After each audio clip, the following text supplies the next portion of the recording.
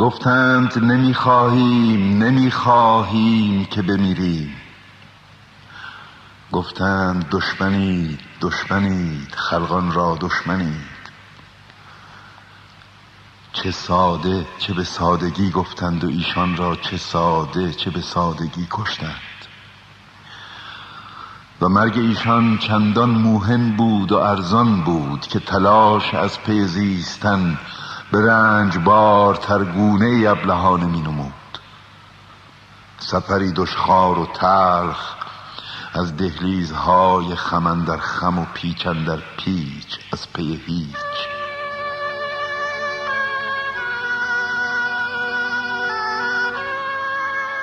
نخواستند که بمیرند یا از آن پیشتر که مرده باشند بار خفتی بر دوش برده باشند. لاجرم گفتند که نمیخواهیم که بمیریم.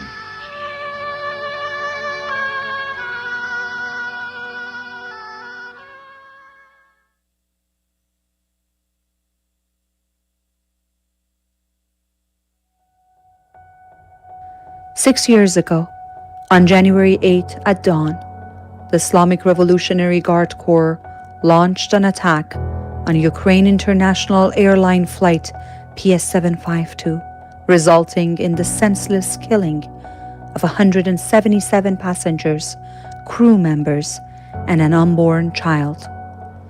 In the wake of this heinous crime, the survivors have relentlessly pursued every avenue to uncover the truth and seek justice.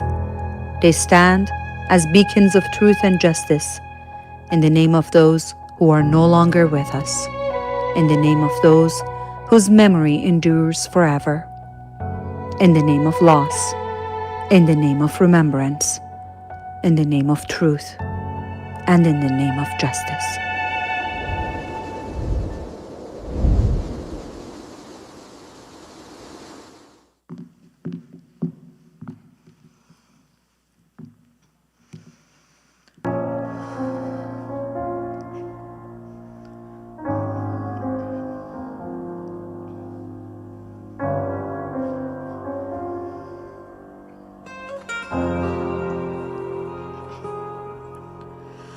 از کجا باید شروع کنم این داستانو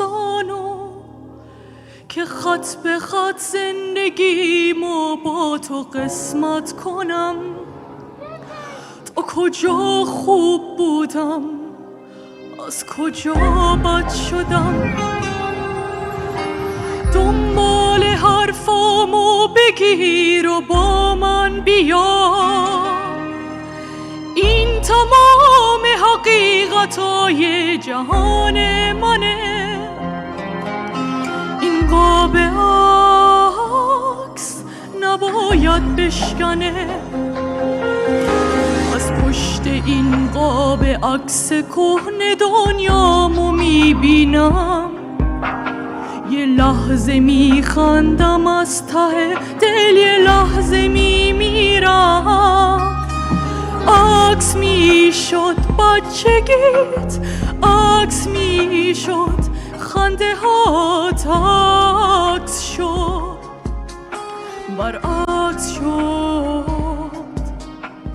عکس میشد زندگیم، عکس میشد لحظه هام، عکس شد برعکس شد.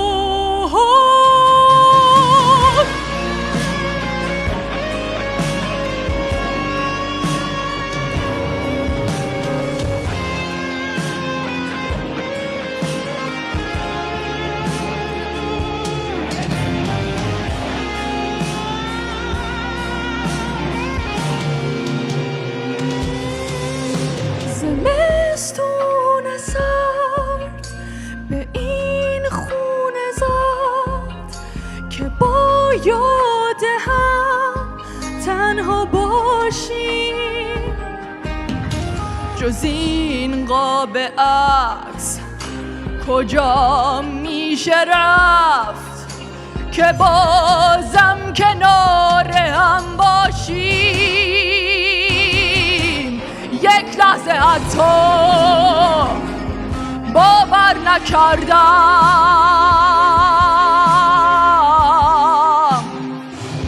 سقوطمو با دست خودم به خاک سپردم. تابوتمو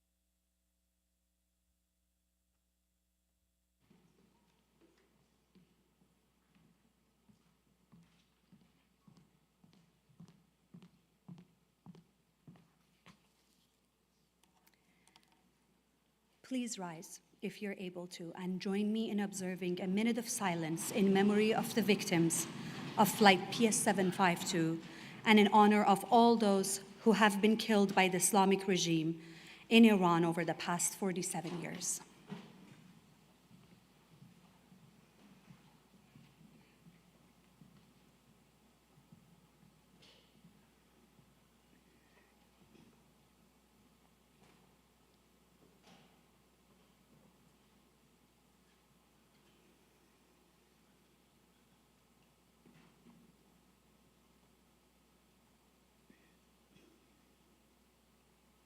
Thank you.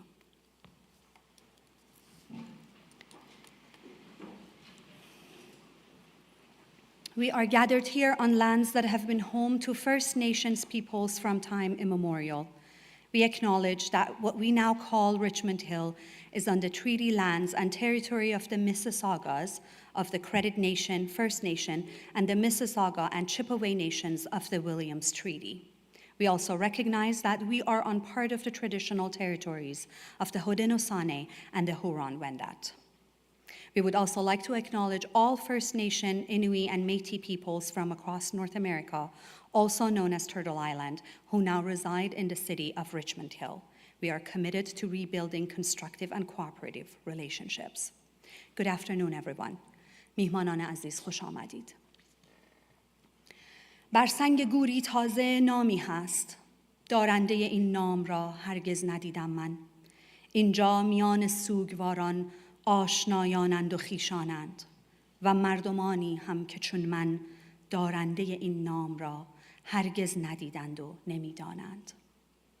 اما هر کس که اینجا هست با خشم و فریادی گره در مشت میداند که او را کشت. برگرد گور تازه جمعی سوگواران است، دیگر کسی اینجا نمیپرسد این خفته در خاک از کجا و از کدامان است. میدانند او فرزند ایران است. از هوشنگ ابتهاج. We gather once again 6 years since the downing of Flight PS752, and for the 6th time we stand together in remembrance, in grief, and in quiet resolve. For the families, this loss is not contained within anniversaries. It is living in an absence carried every day, a sorrow that has grown older but not lighter. In their hearts, families carry the weight of time itself. Imagining the children who would have grown taller, older, and wiser over these 6 years. Picturing the newlyweds who would have built lives together, welcomed children, and celebrated milestones that now live only in memory. Every birthday unmarked, every graduation unrealized, every future interrupted is a reminder that what was taken was not only lives, but lifetimes. Over these years, the Association of Families of Flight PS752 victims has transformed this profound personal loss into a shared moral purpose, one that reaches beyond PS752 to honor and advocate for all victims of the Islamic regime, ensuring that no name fades and no life goes unrecognized. As we stand here today, the people of Iran have bravely taken to the streets to finally close this dark chapter of Iranian history. All of our hearts beat with them and the families stand with this historic movement by Iranians across that beautiful country. In the face of a regime shaped by 47 years of impunity and amid the recent uprisings that have added countless innocent lives to this painful history, the families have remained steadfast, choosing courage over despair. And while justice remains unrealized, there have been meaningful steps forward leading to these fateful days. Perseverance, unity, and resolve for freedom can move even the heaviest barriers. We welcome families, officials, and dignitaries who have stood with us year after year. In addition to the speakers that we will hear from today, we are honored by the presence of the Honorable Tim Hodgson, Minister of Energy and National Resources, Honorable Rob Oliphant, Member of Parliament from Don Valley West, Maggie Chi, Member of Parliament for Don Valley North, Kostas Menegakis, Member of Parliament for Aurora, Oak Ridge, and Richmond Hill, Honorable Michael Parsa, Minister of Children, Community and Social Services, and Honorable Michael Kerzner, Solicitor General of Ontario, Seema Akan, a Member of Parliament for Oakville West, several prominent and distinguished members of national and regional police forces. Thank you all for being here today, and I apologize in advance if I have missed any names. Before we hear from our first speaker, I'd like to thank Kimia Afkhami for her performance of a song dedicated to PS752 victims by Mehdi Yarahi, lyrics by Omid Jameh, and arranged by Kushan Haddad. We will hear from Kimia again in our program today. I now invite the spokesperson for the Association of Flight PS752 Victims, Kurosh Dustshenas, to the stage to speak on behalf of the association.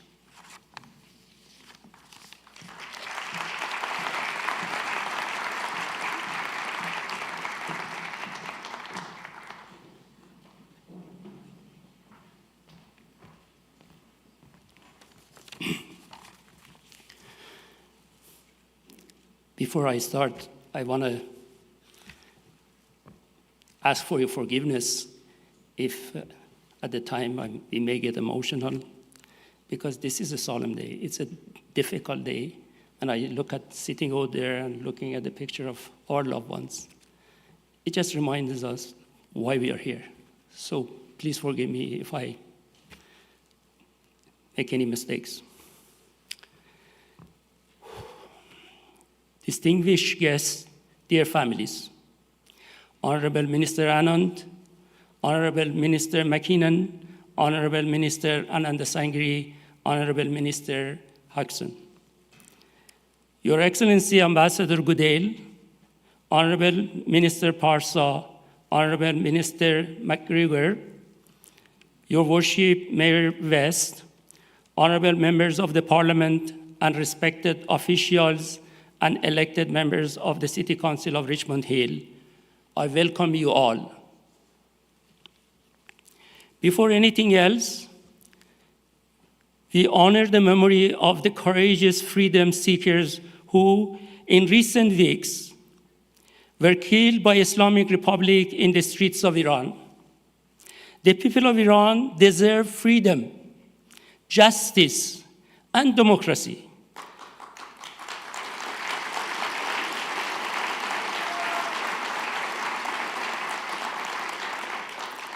And there is no doubt, they will ultimately achieve their rightful aspirations. Today, January 8, marks the 6th anniversary of the dawning of Flight PS752 by IRGC of the Islamic Republic of Iran. 6 years ago this day, the IRGC, by firing missiles at Flight PS752, killed 176 innocent people and 1 unborn child. Today is also Canada's National Day of Remembrance for victims of air disasters, a day that must commit all of us to preventing the repetition of such crimes. A day that must bind us to ensuring that no government ever again dares to fire upon a civilian passenger aircraft, and that air travelers everywhere may fly in safety and peace of mind. Today, here in Richmond Hill, together with the families and friends in Iran and cities around the world, we gather to remember the 176 passengers and crews, including an onboard child, who were killed in the heinous crime, and to reaffirm our commitment to truth, justice, and accountability. Over the past 6 years, this case has been taken to 3 international bodies: the International Civil Aviation Organization, the International Court of Justice, and the International Criminal Court. The association has prepared short videos updating the status of these cases before ICAO and International Court of Justice, which will be shared shortly. But there is one critical point that must be stated clearly. Canada has a legal right to request the provisional measures from the International Court of Justice to accelerate the proceedings and to protect the families from further harm. For years, the Islamic Republic has harassed, detained, integrated, and tortured family members. Passports have been confiscated. Gravestone has been destroyed. Families have been pressured to reconcile with the regime. These abuses are continuing and ongoing. That is why it is essential that the 4 affected states request urgent and extraordinary action by the International Court of Justice. At the International Criminal Court, there is still no active criminal case. We continue to call on the RCMP to open a criminal investigation. At the same time, the Government of Canada's support for the association complaint filed on September 14, 2022, before the International Criminal Court is critical to help push this case forward. We seek arrest warrants for all those responsible for the crime, from the missile operator to Ali Khamenei, so that real criminal accountability becomes possible. Across Canada, memorials now stand in honor of the victims of Flight PS752. In July 2025, the first permanent memorial was unveiled in Winnipeg. Through the cooperation of our association, the City of Winnipeg, the Government of Manitoba, and the Iranian community of Manitoba. We sincerely thank the Iranian community of Manitoba, the Government of Manitoba, and the Winnipeg City Council for their support. Last fall, funding was also secured for a memorial site in Unity Park here in Richmond Hill. We thank the Government of Canada, the Government of Ontario, Richmond Hill City Council, and Mayor West for standing with families.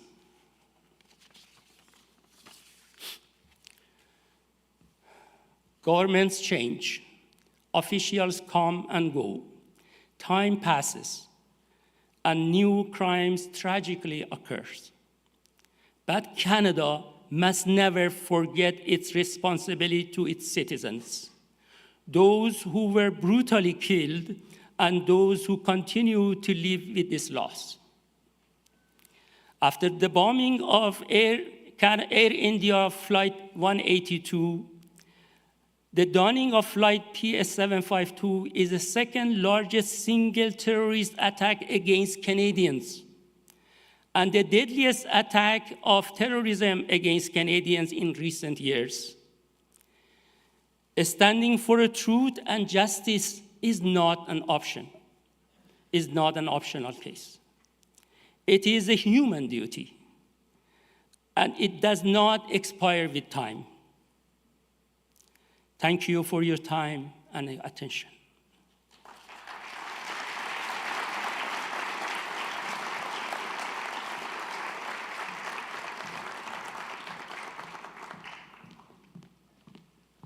Thank you, Kurosh.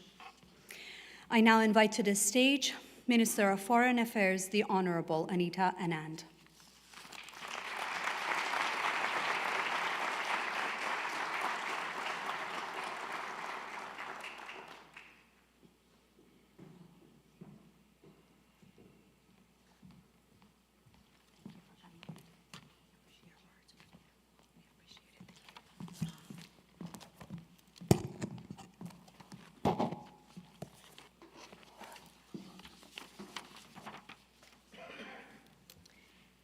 Hello, everybody.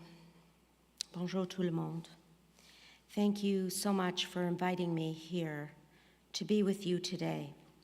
This is a solemn occasion, one that asks us to pause, to remember the lives lost, and to honor those lives, the lives of the individuals we see here on the stage. I'm joined today by many friends and colleagues, including a dear friend of mine and a dear friend of this community, former High Commissioner Ralph Goodale, Minister Ananda Sangri, Minister McKinnon, Minister Hodgson, and many members of our caucus, MP, and Parliamentary Secretary, the Honourable Rob Oliphant, the Honourable Ali Al-Sasi, MP Seema Akan, MP Maggie Chi. I'm also pleased to be joined here by Mayor West and other members of Parliament, Vincent Ho, Sandra Kabina, Kostas Menegakis. And I understand, although I haven't had a chance to say hello to the Ontario members and ministers yet, but Minister McGregor, Minister Kersner, and Minister Parsa, it's a very heartening show of nonpartisan support and dedication to this community in this important moment as we recognize 6 years since the tragic and illegal downing of PS752.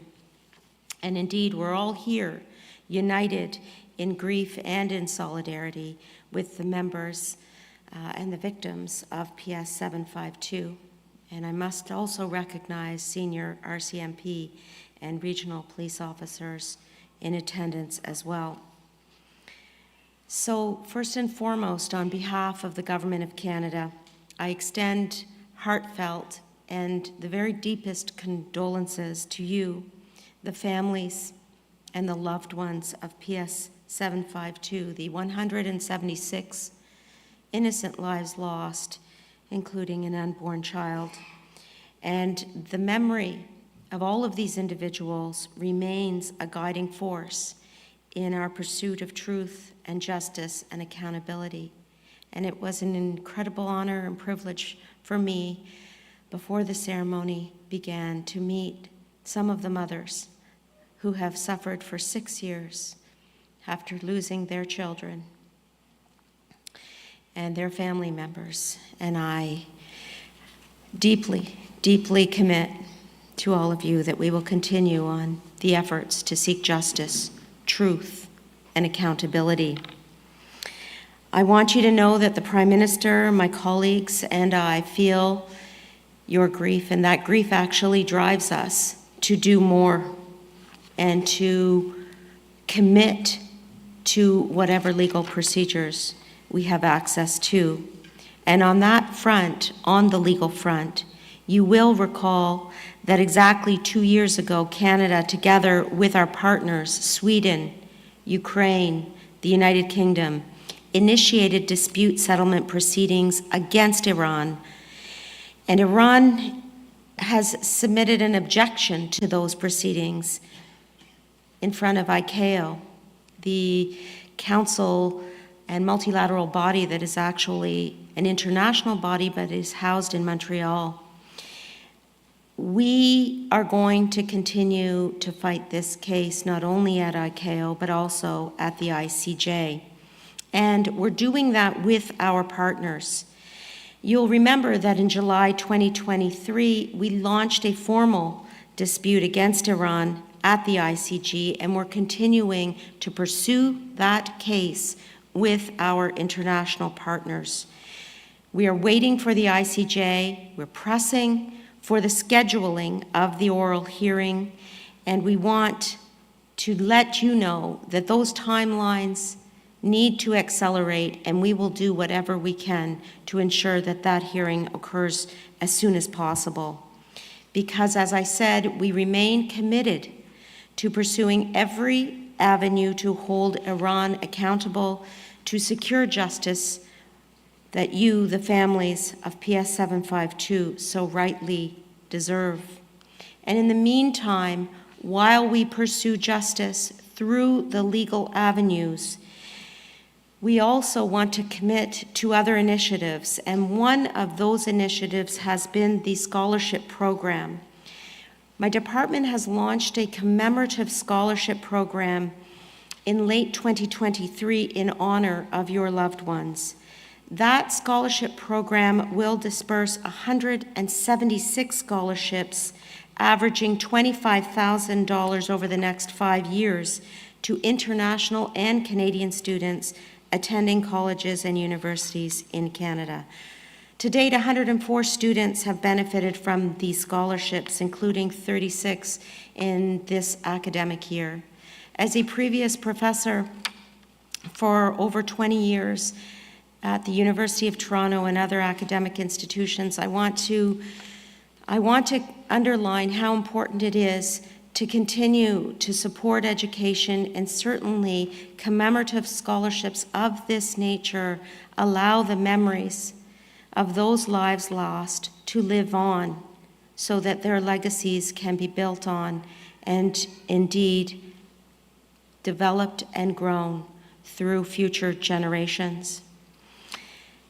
At the same time, we are all watching the current situation in Iran, the protests that are deeply troubling, the use of violence and repressive tactics, and we have and we will continue to call for human rights, including the right to peaceful assembly, and that those rights be upheld. And I recognize that many of you have family and friends in Iran, and that they may be impacted, are likely impacted by these ongoing events.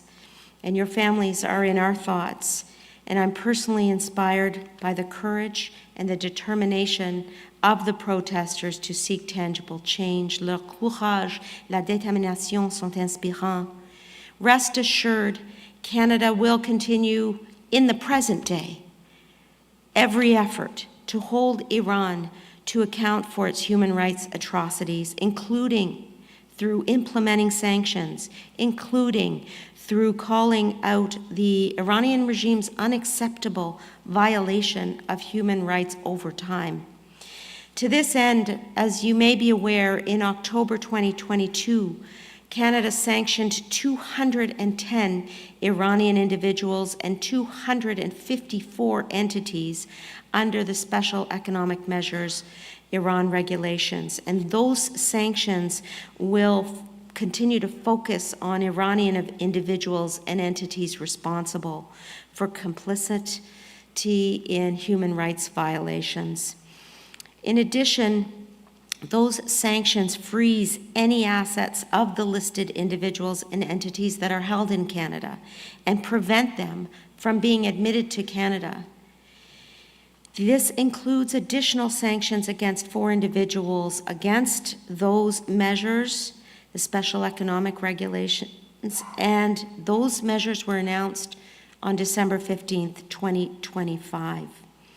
We also listed the IRGC as a terrorist entity under the Criminal Code back in 2024. I was not the Minister of Foreign Affairs at the time, I attended a number of events in support of the people fighting for change in Iran, including women.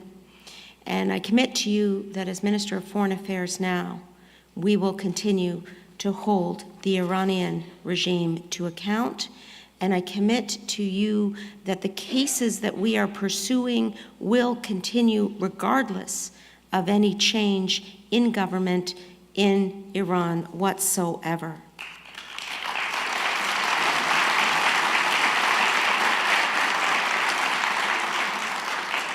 I know that the community is concerned about the potential for individuals to come to Canada, individuals who have pursued injustice and abuses of human rights in Iran. You know that we have taken that possibility seriously in the past, and we will continue to do so in the future.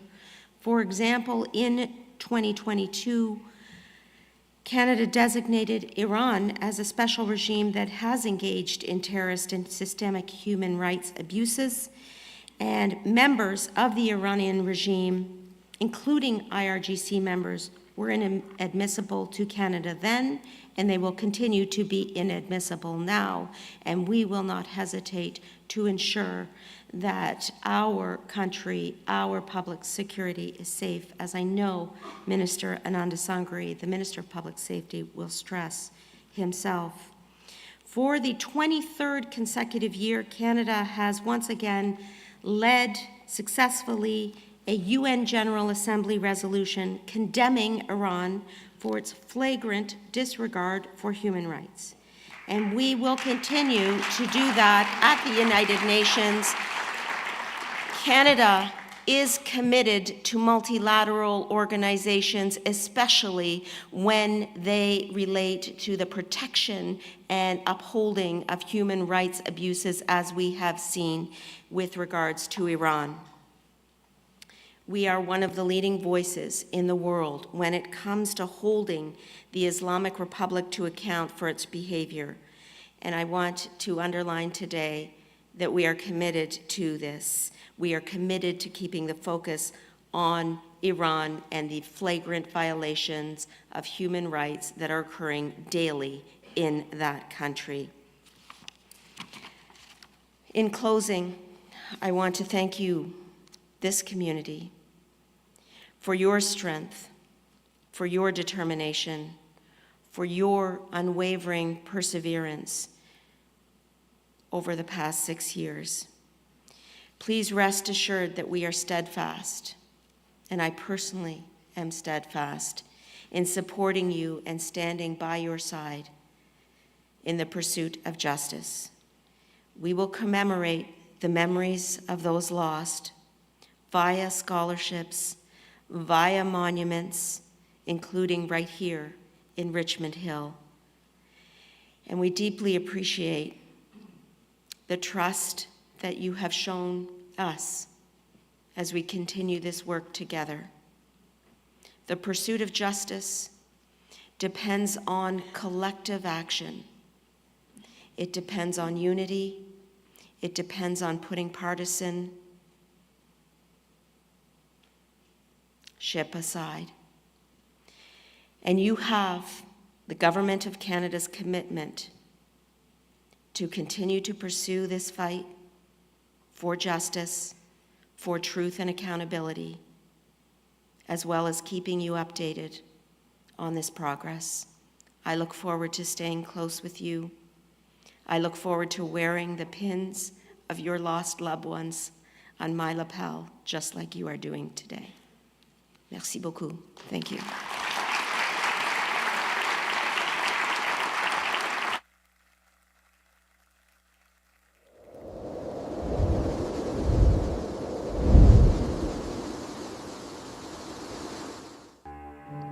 The International Court of Justice in The Hague is the world's most important judicial body, operating under the supervision of the United Nations. One of the earliest goals of the Association of Families was to file a complaint with the International Court of Justice, ICJ. But can victims of terrorism independently bring a case before this court? The answer is no. The ICJ only adjudicates disputes between states. It is governments, not individuals, that can file cases there. In the case of the downing of Flight PS752, bringing the matter before the ICJ dependent on the cooperation of the 4 affected states, and the specific process had to be followed before the case could reach the stage of a formal complaint: negotiation, arbitration, legal action. The Association of Families of Flight PS752 victims has always believed that negotiating with the perpetrators is meaningless, as justice cannot be negotiated. From the very beginning, we maintained that negotiating with the Islamic Republic of Iran over this crime was senseless, serving only to waste time. It took 3 years for the affected governments to reach the same conclusion. In December 2022, the 4 states entered the dispute resolution phase. The Islamic Republic of Iran failed to take advantage of the 6-month window for resolving the dispute, and ultimately, the matter advanced to the final stage, the legal complaint. On July 3, 2023, the 4 countries formally filed a complaint before the ICJ based on the 1971 Montreal Convention. The 4 states had until October 16, 2024 to submit their supporting documents, which they did. However, instead of responding to the complaint, the Islamic Republic challenged the jurisdiction of the ICJ. After the 4 countries replied to Iran's objection in May 2025, the court is now expected to announce the dates of its public hearings on Iran's jurisdictional challenge soon. The International Court of Justice has been active since 1946, and over the years it has handled 196 cases.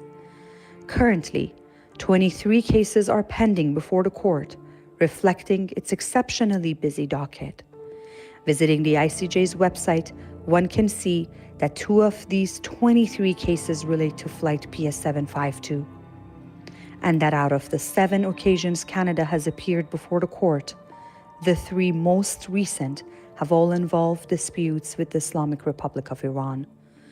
The Association of Families of Flight PS752 victims has always supported bringing the criminal regime of the Islamic Republic before the court and hopes that this process will lead to the revelation of the truth and the realization of justice. We will never forget, nor shall we ever forgive, those who ordered and committed this crime.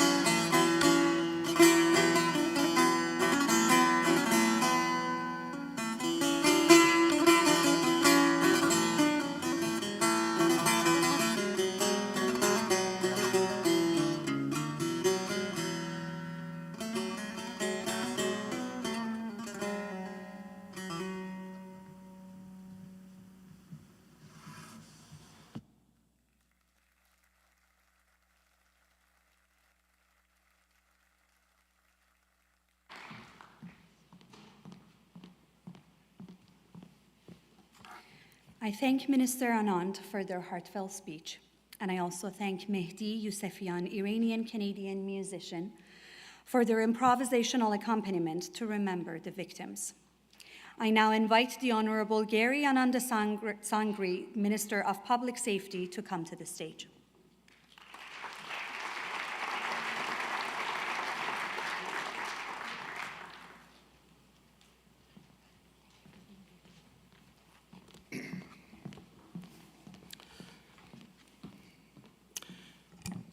Good afternoon, everyone.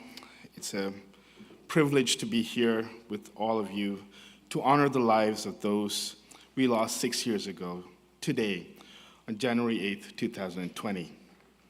I want to begin by acknowledging the families and friends of the victims of Flight PS752 who are here with us today and across Canada who are in mourning. We can only admire your strength and courage in the face of such tragedy. We cannot begin to imagine the loss that you have all suffered on that day and the grief that you have been carrying ever since. I want to offer my deepest condolences to all of you. I wish I could say that time will heal. Past year, I was able to attend the 40th anniversary of the bombing of Air India that killed many Canadians, and I met many family members there who were impacted 40 years ago. Unfortunately, the loss that all of you have faced, the depth of the loss of your family members, will be hard to heal. It's impossible to understand. And you will carry the weight of this, the enormous memories, the beautiful memories, but also this loss with you. But I can also say that we as Canadians carry these memories with us.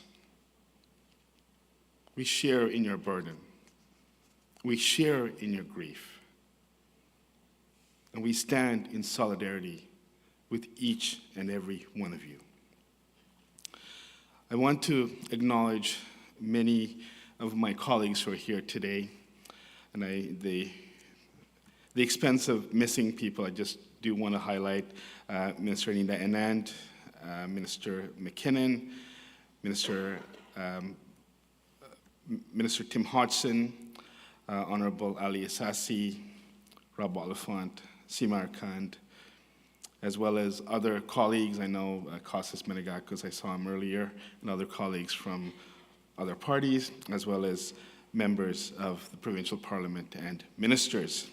I want to acknowledge the enormous work of the Honorable Ralph Goodale, and he indicated that today would be one of his last acts as special advisor on the government's response to Flight PS752 disaster. And Ralph, I want to thank you personally for your dedication and your leadership over the many years. Thank you for the work that you've done.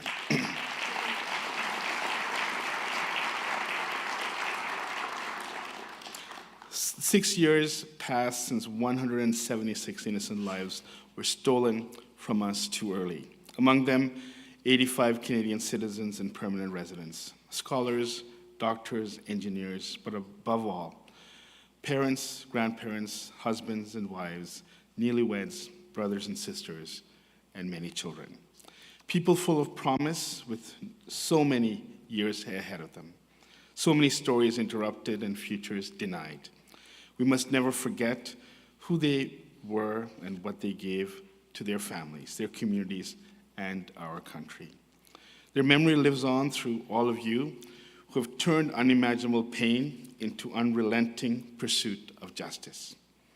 Canada will always stand with you in demanding truth and accountability from the Iranian regime as we continue to pursue legal avenues to ensure that those responsible are held to account under international law.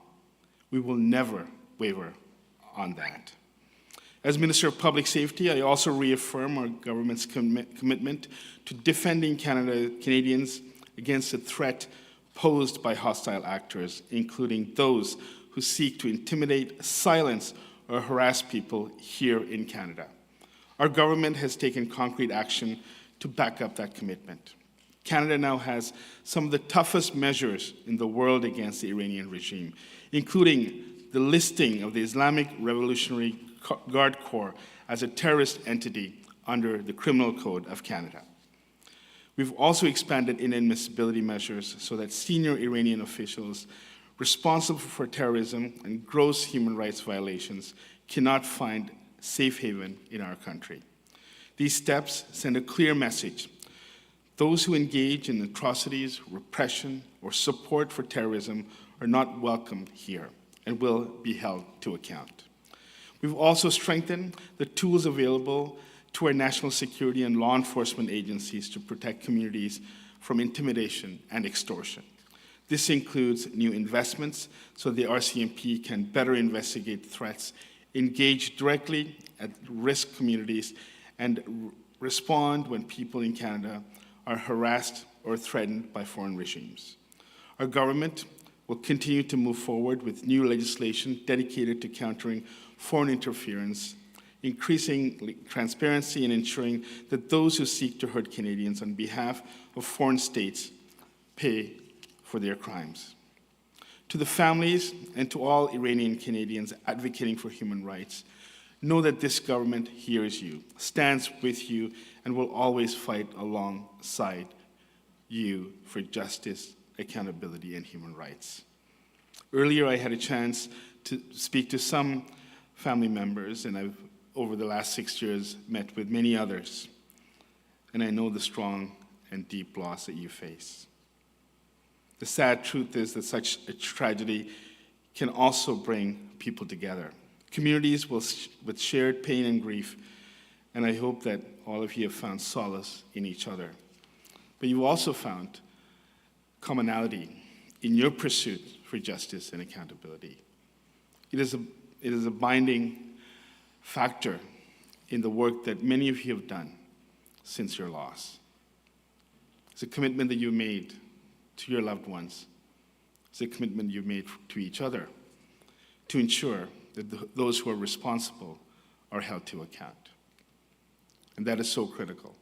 That is so critical for all of Canada, that the perpetrators of this horrific crime are held to account and justice is served.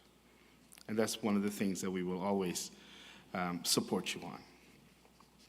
In closing, I want to just reflect on the work that many of you have done and the days and years in the last 47 years where many Iranian Canadians fled to Canada, helped build your community here, but also helped build the Canada that we know today. In these moments of enormous conflict around the world, instability, as well as the dithering of the rule of law, we can be inspired by what Iranians are doing today, the Iranian people are doing today on the streets of Tehran and elsewhere.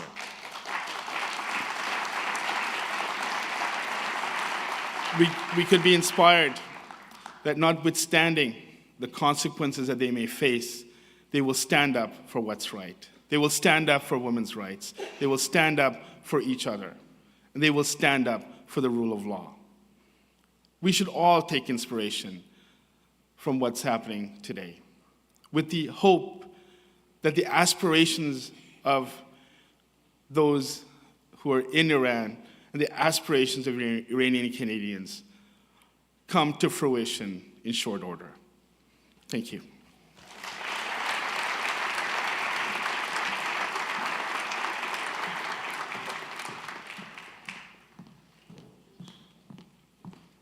Thank you, Minister Anand Sangri, for your speech and for your support. Over the years, many have stood for justice behind the families of victims of Flight PS752 and championed the cause for human rights. Among them, I would like to acknowledge Professor Payam Akhavan. who has worked alongside a team of legal experts from the Government of Canada to hold the Iranian regime accountable and uphold the cause for justice. Professor Akhavan, thank you for your contribution. You make us proud.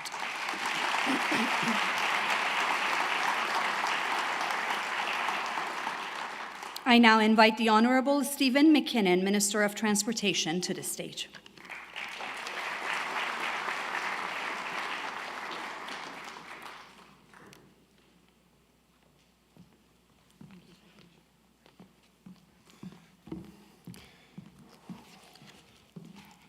Good afternoon. Bonjour tout le monde. I want to add my deepest condolences to members of family, friends, and anyone associated with the memories of those lost 6 years ago. It is a solemn occasion, and it is so important. In fact, one of the distinguishing characteristics of our country is that when tragedy strikes, such as it has all too often, we don't let go. We remember, we learn, we dust ourselves off, and we continue to act with determination to make things better, to seek redress, to seek justice. And that is a commitment that you've heard repeatedly today, and one that I wish to reiterate. I want to join with my colleagues in acknowledging the presence of those elected representatives, Your Worship, members of the provincial legislature in Ontario, and of course my colleagues from the House of Commons. And I want to single out as well Ali Assasi for his work in continuing to remind us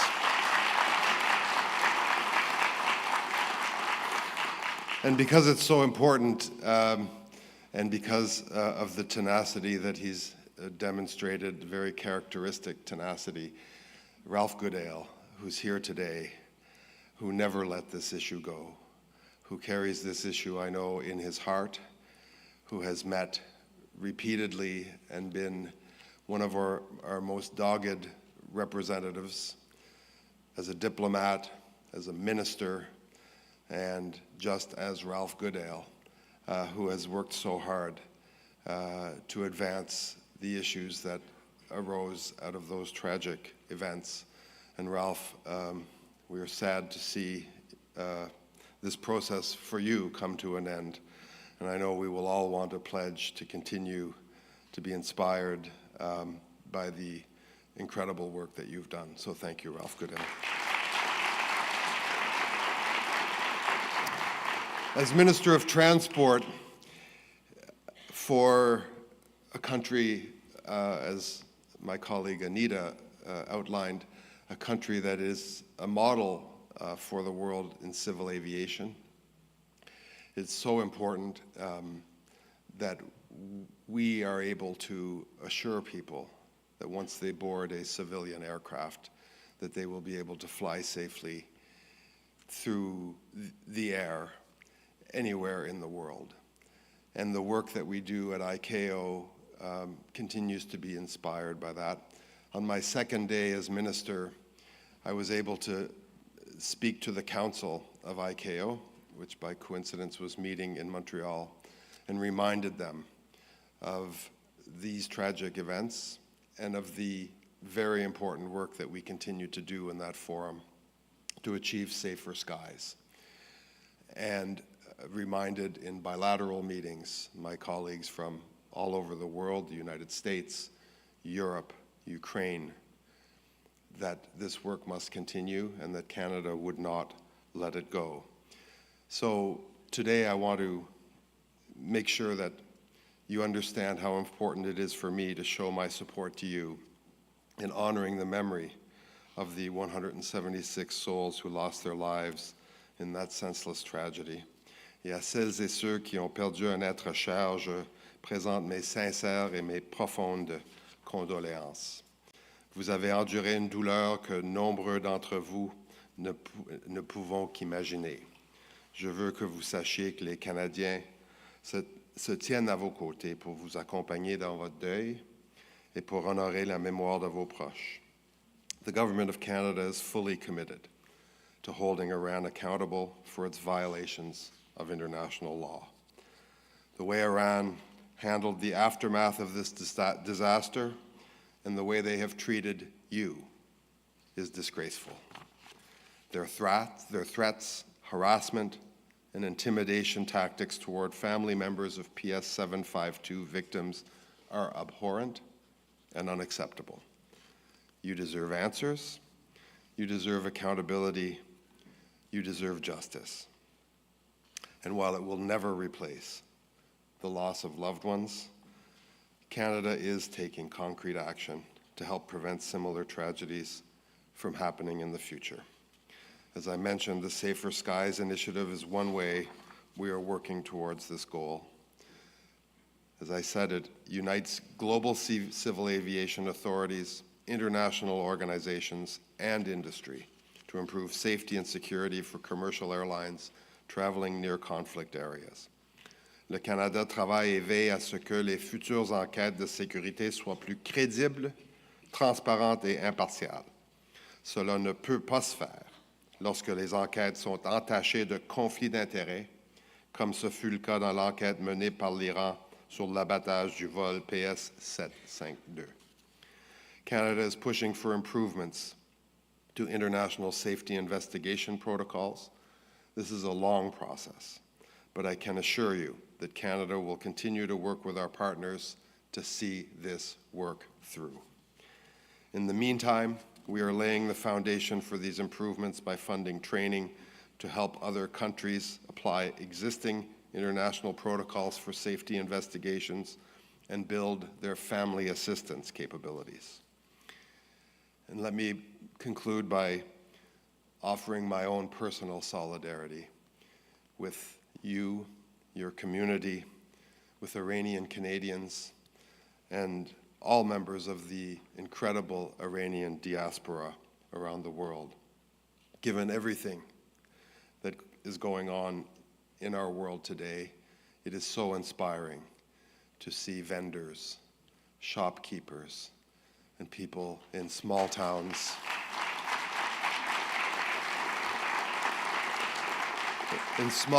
and in big cities like Tehran stand up for what can never be taken away from them: their dignity, their human rights, and their will to see a better future for their children. Once again, I offer my heartfelt condolences. I assure you that Canada will not let this go. We remain devoted to seeking transparency, justice, and most of all, accountability from Iran. For all of you, and for all those who were lost, your loved ones will never be forgotten. Merci beaucoup.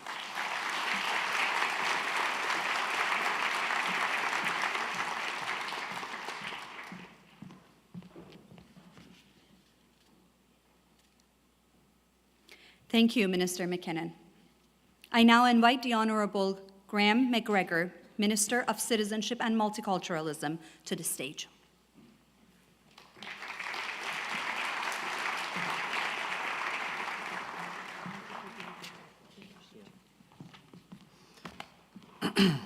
Thank you and good afternoon. Thank you for allowing me to be here and for all those joining us today as we mark the 6th anniversary of the tragic loss of Flight PS 752. I'd like to extend my sincere gratitude to the associations of families and victims of Flight PS 752 for organizing today's ceremony and for inviting all of us, and particularly for inviting myself to be a part of this important moment of remembrance. I'd also like to offer a special thanks to the representatives of different levels of government, the federal government that are here, the town of Richmond Hill, and other municipal councillors from other communities across Ontario that are here to commemorate as well. I'd be remiss if I didn't acknowledge my colleague, the Honourable Michael Parsa, who's an Iranian-Canadian member of our caucus and cabinet, who continues to be a strong and proud voice for Ontario's Persian community. He has worked closely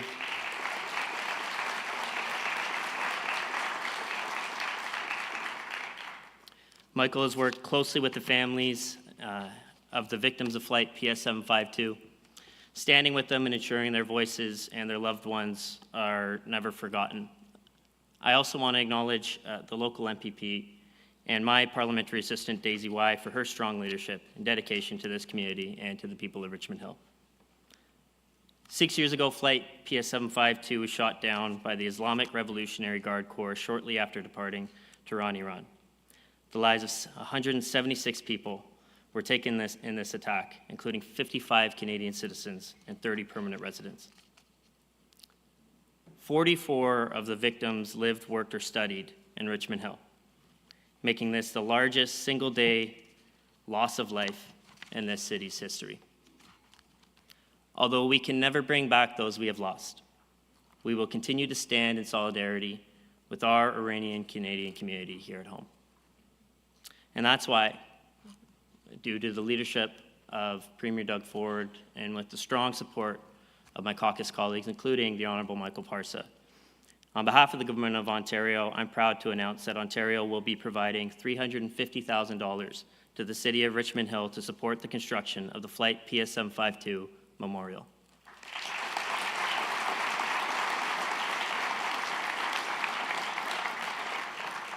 This memorial will be Ontario's first, dedicated to all those impacted by this unspeakable tragedy. It will stand as a lasting space for reflection, a civic landmark of remembrance, where families, friends, and communities can gather to honor the 176 lives lost and reflect on a day whose impact continues to be felt across Ontario and our country. This investment is more than a physical structure. It's about reaffirming the values that define our province, our belief in the strengths of communities coming together in times of hardship, and our commitment to celebrating the rich cultural heritage that strengthens Ontario. When tragedy strikes, we do not stand apart, we stand together. This memorial is a testament to that resilience. It sends a clear message that we remember, we honor, and we will never forget. And we will always stand in solidarity with Ontario's strong and proud Iranian community and honor the courage of Iranians who have demanded justice, including those who bravely raised their voices following the unjust death of Mahsa Amini, and sadly many others, as well as the countless individuals who continue to this day to risk their lives in pursuit of their rights and their freedoms. We recognize the resilience of the Iranian people and their enduring commitment to one another, to their culture, and to a proud history that continues to inspire hope all around the world. In closing, I want to thank the City of Richmond Hill, the Association of Families and Victims of Flight PS752, our federal, municipal, and community partners who have worked tirelessly to make this memorial a reality.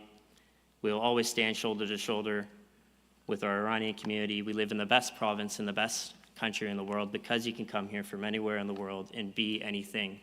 And we are at our best when we stand united like we are here today.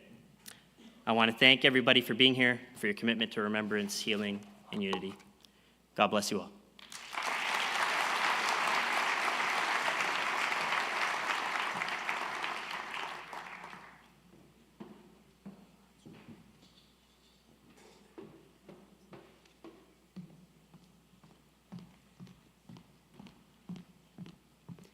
I now invite to the stage Maral Gurginpour, a member of the board of the Association of Families of Flight PS752 Victims, for a special dedication.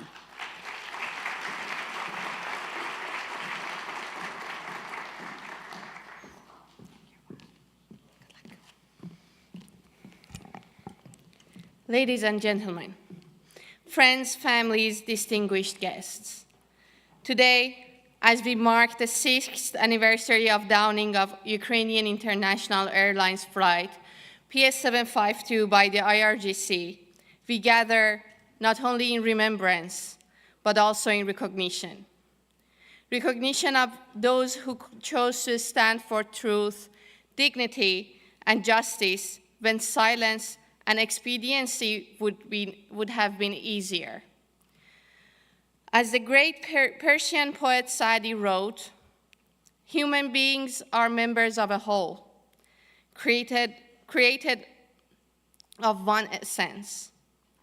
If one member is afflicted with pain, The others cannot remain at rest. From the earliest days following the events of January 8, 2020, when 176 innocent lives were taken, the Honorable Ralph Goodell has stood with the families of Flight PS752, not only in moments of public attention, but through the long, demanding work of grief, investigation, and accountability. With wisdom, integrity, and moral clarity, he had worked tirelessly to pursue the truth, to uphold international law, and to insist that justice is not merely an aspiration, but an obligation. The path to full accountability is long and often uncertain.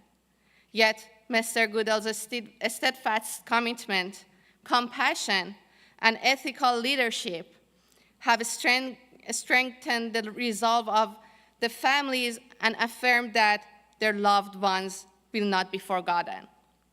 His leadership has been inspiration to all of us. On behalf of the Association of Families of Flight PS752 victims, we are honored to present this small token of remembrance to the Honorable Ralph Goodell in recognition of his unwavering dedication, his humanity, and his service to justice. Over these years, he has stood among us at many commemorations and gatherings. On this occasion, we are honored that he stands with us once again. I invite him to the stage to offer this tribute in the spirit of deep respect and gratitude. Please join me in welcoming Mr. Goodell to say a few words. Thank you.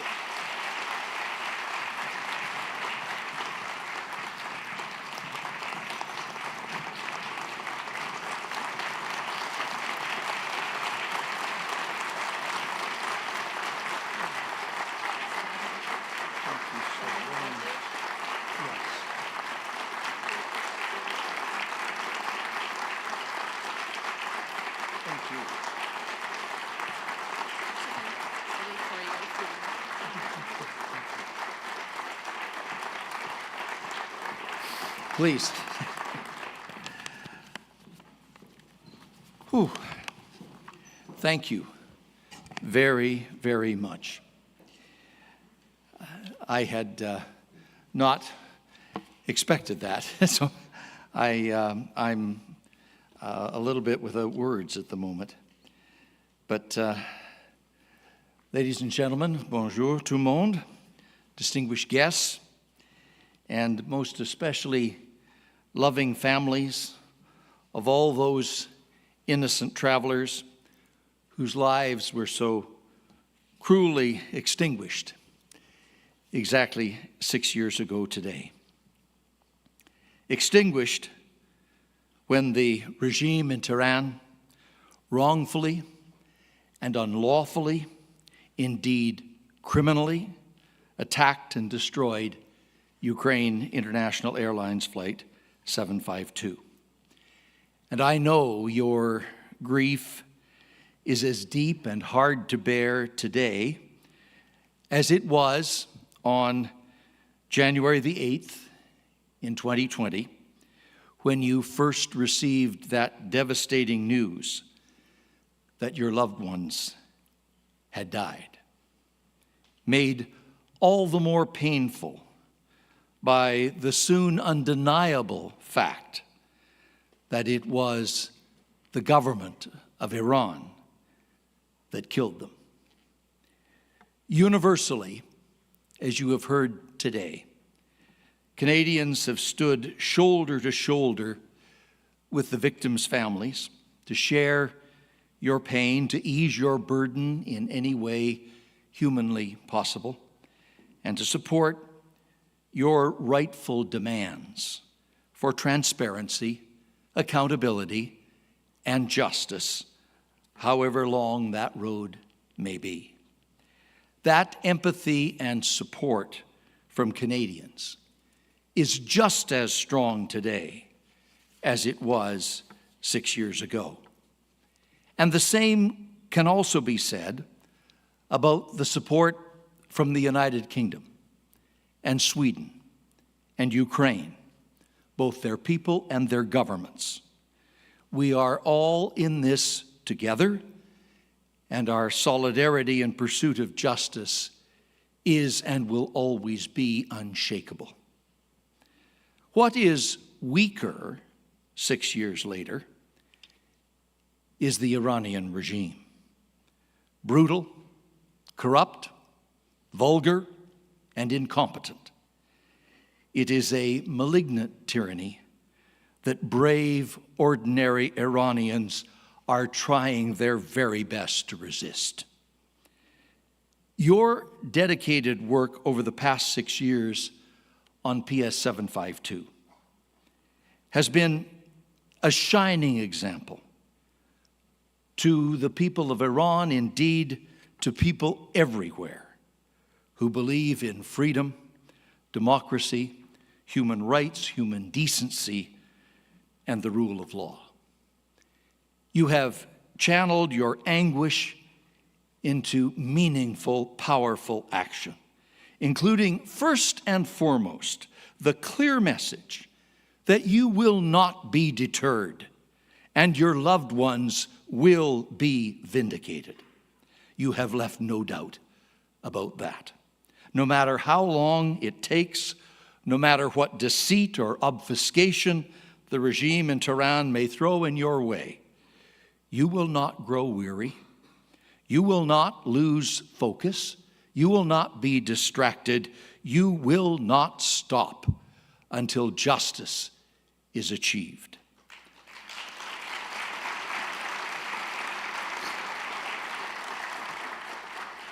That determination, that faithfulness, that labor of love on your part is the underpinning for everything that gets done on this most important file. The annual commemorations, the declaration of a national day, the construction of memorials, the scholarship program, the work Canada leads globally to better protect civil aviation from the criminal behavior of rogue states, and our quest for credible, independent investigations when the military of a culprit country is involved, the application of sanctions and the listing of the IRGC as a terrorist entity, and most especially, the meticulous legal proceedings under 2 different international treaties now making their way through the International Civil Aviation Organization and the International Court of Justice. We have an exceptional legal team from Canada. Some of them are here today. From also the UK and Sweden and Ukraine, backed up by independent experts like Paya Makavan and a network of diplomats around the world. And while the rules of procedure, as you saw on that chart a little bit earlier, those rules are so frustratingly slow and complex. So far, our legal team, your legal team, has won the argument at every stage of the process, and they have managed to move this case further and faster than any similar file in aviation history. That's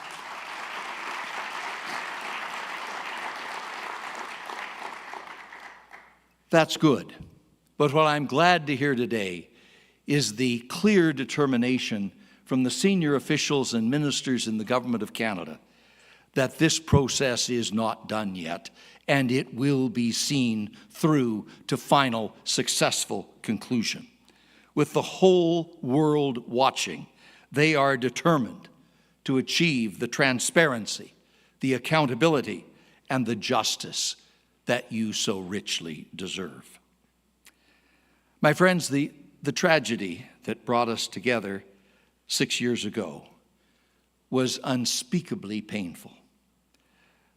But it has been a high honor for me personally to be associated with all of you in the work of achieving redress. As you've heard, my mandate as Special Advisor to the Government of Canada has come to an end, so I'm no longer here in any official role.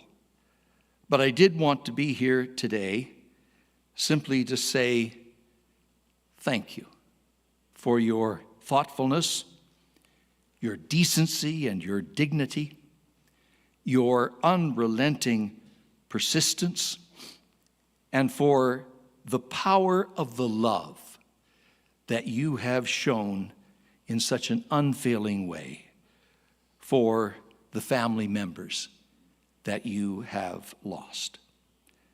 From the bottom of my heart, I thank you and I wish you continued success until your victory is complete. Thank you and Godspeed.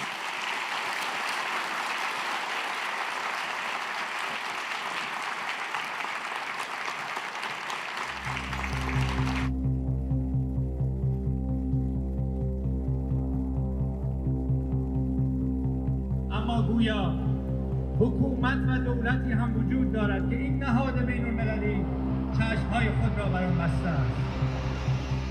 Filing a complaint with the International Civil Aviation Organization, ICAO, was another path towards seeking justice for the crime of the downing of Flight PS752. The ICAO, which operates under the United Nations, did not condemn this crime after the Islamic Revolutionary Guard Corps, IRGC, fired missiles at a passenger plane over Tehran. It neither convened an emergency session nor called for an independent investigation. According to Annex 13 of the Chicago Convention, the leadership of a technical investigation into an aviation disaster rests with the state in which the disaster occurs. In the case of Flight PS752, amid the silence of international bodies, the technical investigation of this crime was entrusted to those who themselves had a direct role in committing it. The inaction and silence of international institutions, and even their cooperation with the Islamic Republic of Iran, led to the release of a report full of lies and deceit, which the regime in Iran published in March 2021. The Association of Families of Flight PS752 victims persistently demanded that the affected governments file a complaint against the Islamic Republic of Iran at ICAO.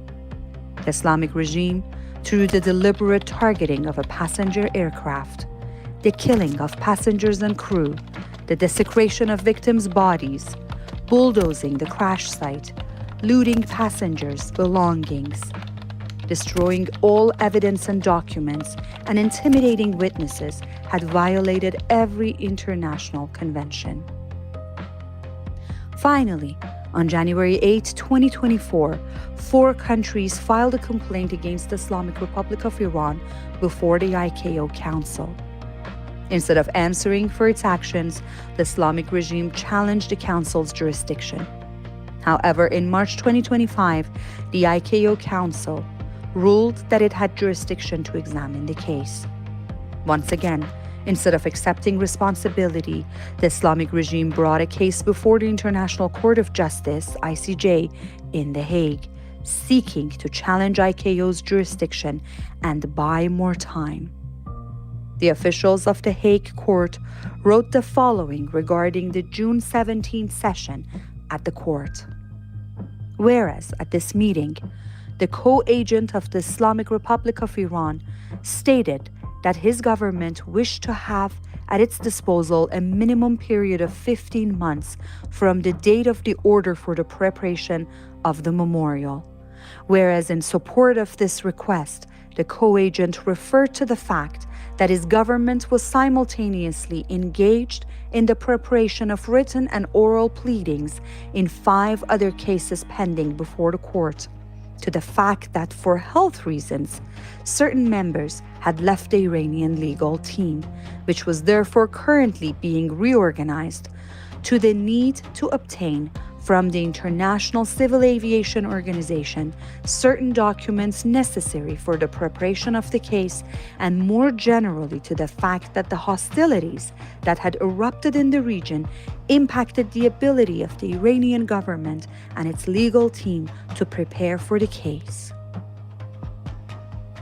According to the ICJ's decision, the 4 countries must respond to Iran's jurisdictional claims by January 19, 2026, 11 days from now, and the Islamic regime will have until August 19, 2026 to submit its reply. It is evident that the Islamic regime in Iran continues to employ every conceivable tactic to confuse and mislead the public, hindering the pursuit of justice and prolonging the process.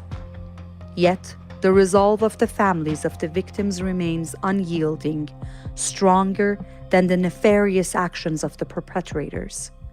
The path to justice is arduous, challenging, and draining, but we will never forget, nor shall we ever forgive, those who orchestrated and carried out this heinous crime until justice prevails.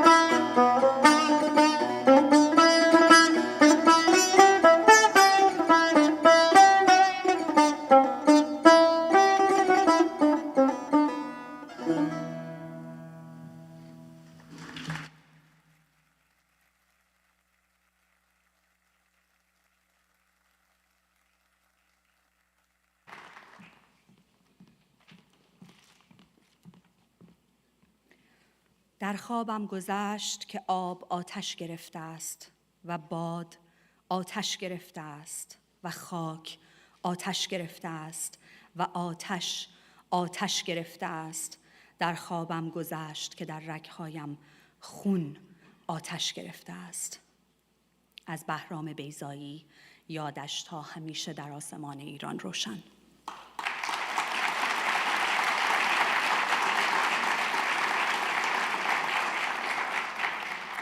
Ever since being a mother, every time I invite the mothers of the victims to the stage, it breaks my heart. And yet, every year, I feel like their message is reaching their audience a little stronger. In their words, we hear not only about their own loss, but the shared pain and grievances of countless mothers whose children have been taken by the brutality of this regime.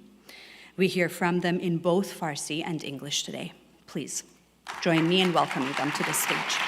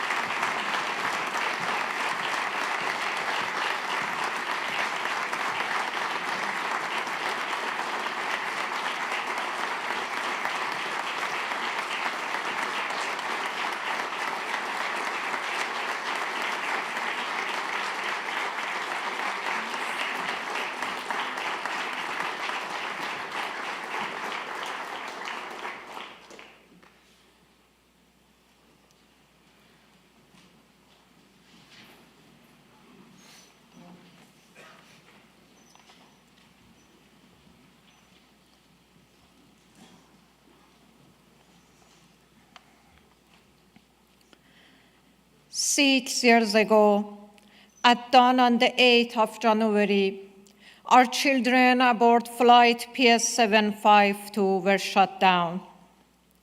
6 years ago, with prior knowledge and deliberate intent, the most criminal people on the earth fired missiles at a civilian airplane that was bringing our children home. With that strike, the light of our homes was extinguished, and darkness replaced what once was bright. With that act, it became undeniable that the Islamic Republic is capable of committing any crime. Before this, people believed in the execution of thousands of political prisoners. Before this, people believed in the killing of innocent civilians in the street.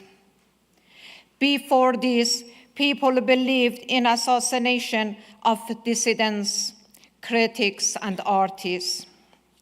But by shooting down flight PS752, the Islamic Republic of Iran shattered whatever trust remained, targeting a plane that was carrying out of children home, showed the world that this regime can be more ruthless and more disgraceful than even the most notorious criminals.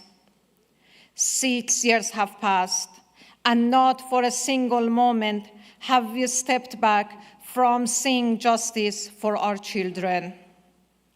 Our words are not words of revenge. They are words of human dignity. They are words spoken to safeguard the security of the world. They are a whisper born in darkness that has become the cry of a nation for freedom and justice.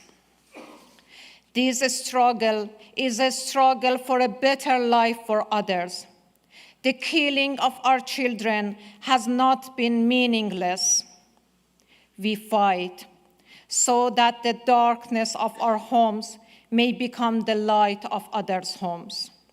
We fight because truth and justice are the rightful due of our children, an inherent responsibility for all those who remain alive. In the name of justice, which always arrives late, in the name of truth, which fearlessly crosses the boundary between knowing and denial, in the sacred name of our children, from whom we were reborn, until the truth is fully revealed and until justice is carried out, we will neither forget nor forgive.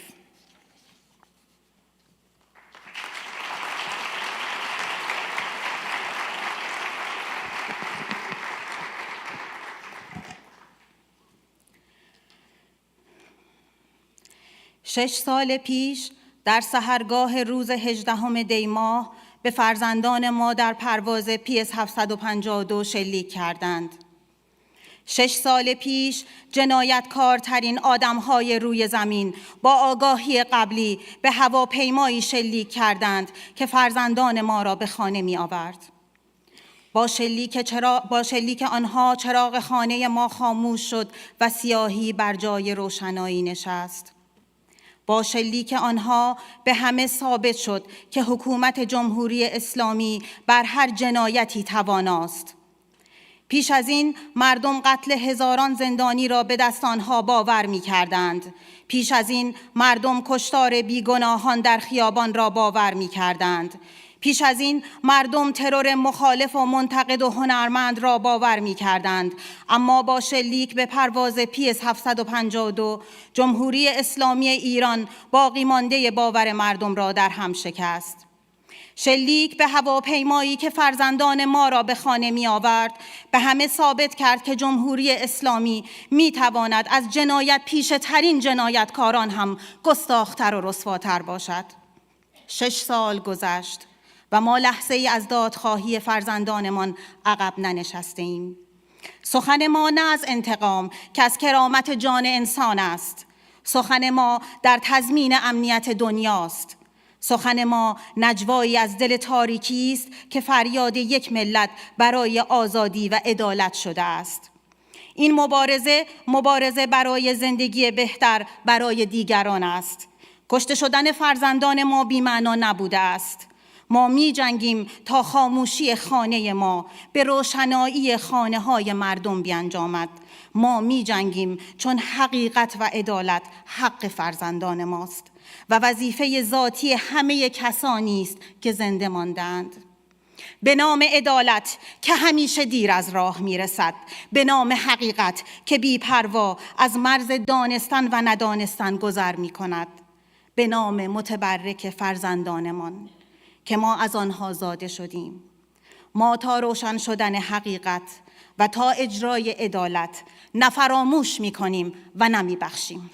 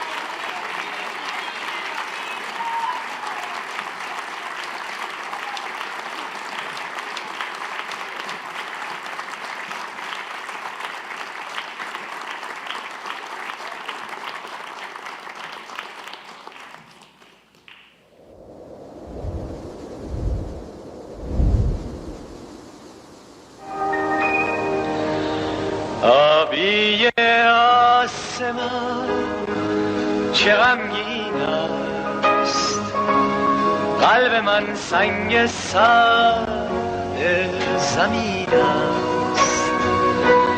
آنچه مانده از عشق فقط این است که تو دیگر هرگز نمی آیی. من در این دنیا بیرون است، آسمانی به سرم نیست، از بهاران خبرم نیست. آنچه میبینم دیواریست که غم‌انگیزترین نقشه دنیا را به خود آویخته است. رستن از دامت نتوانم محبوب زیبا، طاقت هجرت ندارم محبوب زیبا. ما در حالی به 6مین سالگرد سرنگونی پرواز PS 752 میرسیم که مردم ایران بار دیگر در خیابانها برای کرامت انسانی، آزادی و عدالت مبارزه می‌کنند. پاسخ جمهوری اسلامی چون همیشه گلوله است. و اکنون خطابم به پلیس فدرال دولت کانادا است. بیش از 50 تن از شهروندان کانادا به بدترین شکل ممکن به قتل رسیدند، اما خانواده‌های بازمانده تنها ماندند. همسران داغدار، خواهران و برادران جوان و شکسته، پدران و مادران و پدربزرگ‌ها و مادربزرگ‌هایی با کمرهای خم شده. 6 سال است با دستان خالی، بدون تخصص پلیسی، بدون هیچ گونه همکاری و همراهی و تنها با هدف کشف حقیقت، با درد و رنج در پی مدارک این جنایتند. حتی به جعبه سیاه هم دسترسی نداشتند. پرسش ما روشن است: شما چه زمان و چگونه در برابر مرگ شهروندانتان احساس مسئولیت خواهید کرد؟ ما ایستاده ایم برای عدالت. مگر زنجیر مویی گیردم دست، وگرنه سر به شیدایی برارم. عدالت به موقع بودن آن است.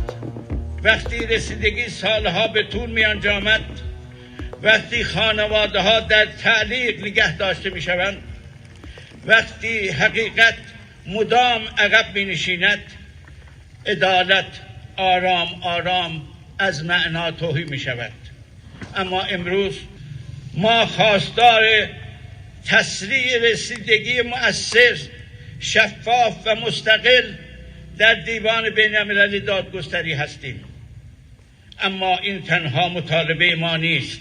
آنچه در داخل ایران انجام شده و نامش را رسیدگی گذاشتند، از نظر حقوق بین الملل رسیدگی واقعی محسوب نمی شود.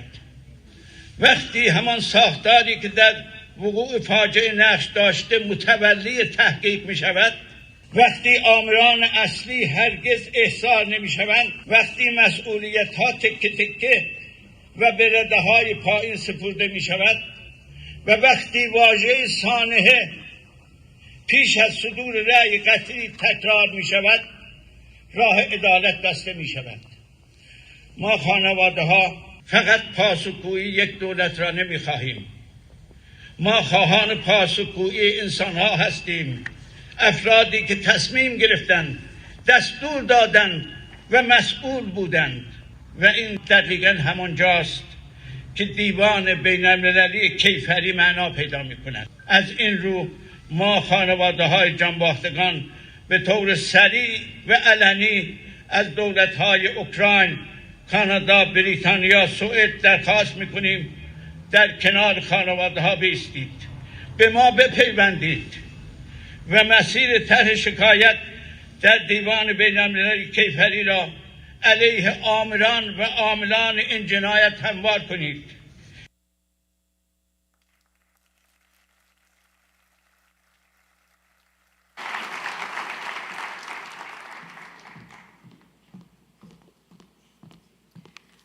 The video you just watched was the only footage that we were able to receive from an update and a video of the event that was held for the anniversary of the the incident in Iran, and unfortunately we are aware that this happened under very heavy security surveillance.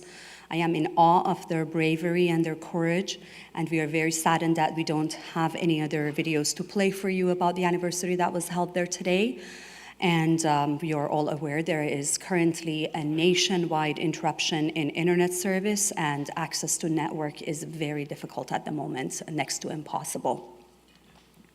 We stand by them, and we want them to know that we remember them every second of today's memorial.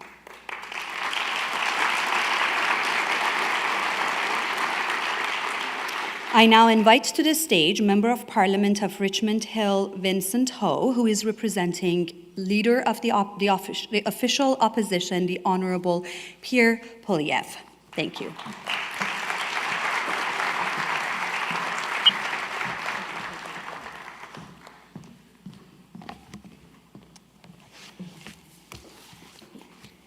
Hello, everyone. My name is Vincent Ho, and I'm proud to be your Conservative Member of Parliament right here in Richmond Hill South. And today, I have the solemn honor to be joined by my colleague, Kostas Menegakis, Conservative Member of Parliament for the riding of Aurora Oak Ridges, Richmond Hill. I'm honored to share this message on behalf of the leader of Canada's Conservatives, Pierre Poilievre. But before I begin, I can't imagine the loss, the suffering, and the pain that the families of the victims have to go through every day for the past 6 years. I know for many of you, it feels like this happened just yesterday. So on behalf of Pierre Poilievre, I want to say this. I want to begin by thanking the Association of Families of Flight PS 752 victims for your invitation and for your unwavering leadership, courage, and determination in the face of unimaginable loss. 6 years ago, in the early hours of the morning, Flight PS 752 took off from Tehran, carrying 176 innocent people and one unborn. Sons and daughters, husbands and wives, friends and neighbors, including 85 Canadian citizens and permanent residents.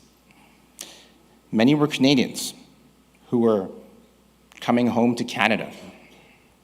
They were returning to their lives, to their communities, and to their loved ones across this country. They never made it home. Just minutes after takeoff, 2 missiles fired by the Islamic Revolutionary Guard Corps ended every life on board. Make no mistake, this was a barbaric act, an act that can never be forgotten or minimalized. Know this, I stand with the families and loved ones of the victims, and Canadians across our country stand with you as well. We mourn with you, and we continue to demand justice alongside each and every one of you. The Iranian regime's responsibility for this intentional crime is beyond dispute. Canadian courts have recognized that truth. Yet, 6 years later, families are still waiting for accountability, waiting for compensation, waiting for justice that should never have taken this long. This is unacceptable. Canada must never waver in standing up for its citizens. That means pursuing justice for the victims of Flight PS 752. It means holding the Iranian regime accountable for its many crimes. And it means ensuring that agents of hostile foreign regimes have no place operating in our country, intimidating Canadians and undermining our sovereignty. The work of this association matters. By uniting families, preserving the memory of the victims, and refusing to allow this atrocity to fade into silence, you honor those who were lost, not just in our memories, but now in a memorial at Unity Park, right here in Richmond Hill. Your perseverance strengthens Canada's resolve to seek truth, accountability, and justice. To the families, your loved ones are not forgotten. Your fight is not over, and you do not stand alone. And maybe same time next year, on the 7th anniversary, we can hold this ceremony in Iran, in a free Iran, where the brave people of Iran can choose their destiny and live in a future filled with hope and freedom. Thank you so much for having me today.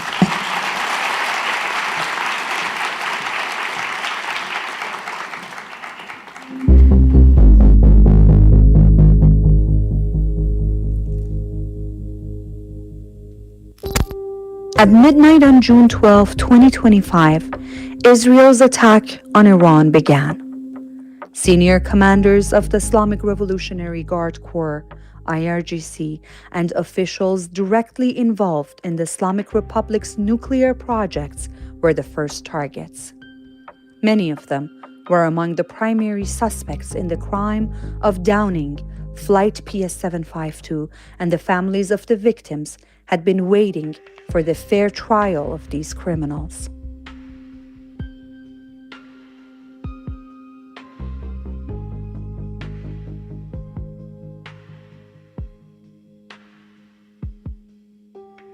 Defendant Hossein Salami. Position Commander-in-Chief of the IRGC. Charges: role in the downing of Flight PS752, involvement in the November 2019 massacre, participation in the suppression of the Woman Life Freedom movement.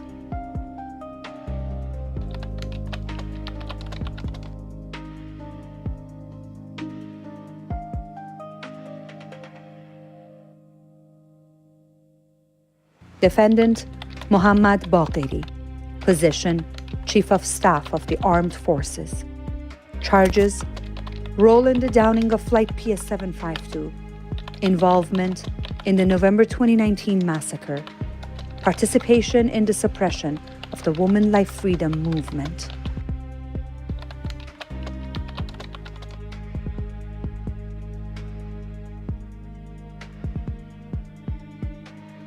Defendant Amir Ali Hajizadeh. Position Commander of IRGC Aerospace Force. Charges: role in the downing of Flight PS752.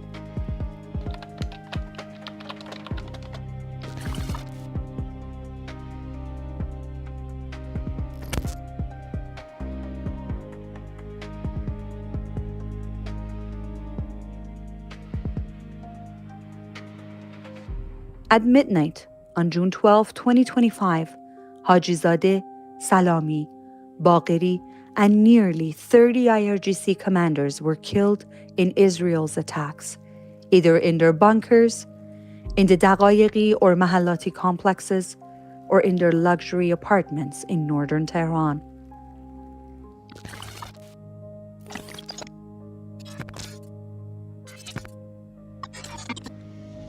One of those who survived the attacks was Ali Shamkhani. Defendant Ali Shamkhani. Position former Secretary of the Supreme National Security Council. Charges: role in the downing of Flight PS752, involvement in the November 2019 massacre, participation in the suppression of the Woman Life Freedom movement.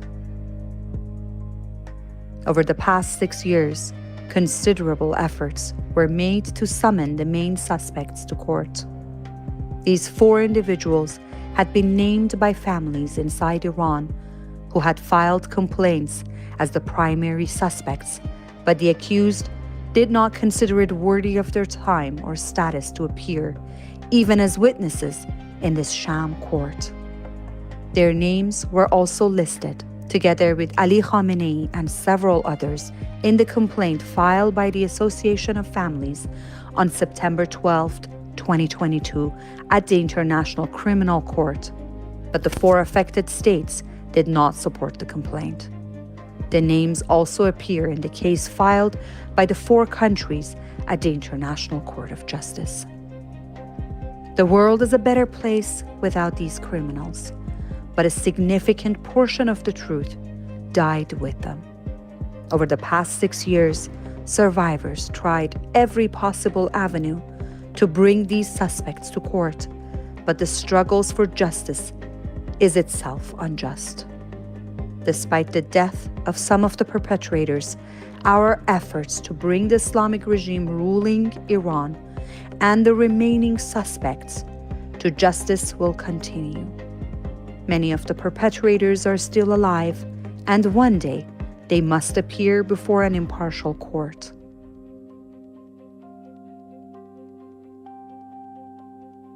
We will never forget, nor shall we ever forgive, those who ordered and carried out this crime.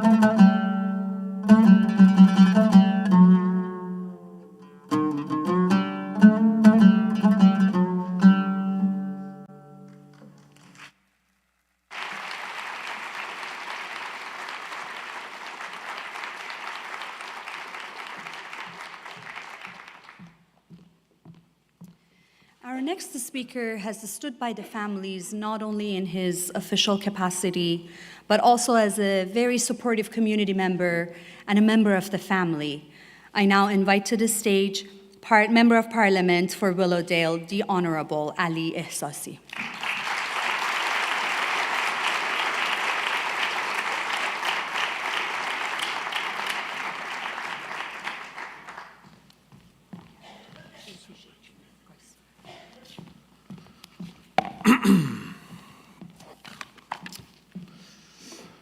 Good afternoon.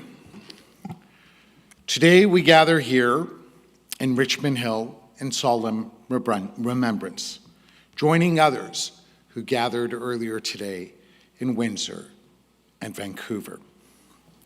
6 years ago today, more than half a world away, Flight PS-752 was shut down by 2 Iranian surface-to-air missiles operated by the IRGC minutes after it took off from Tehran.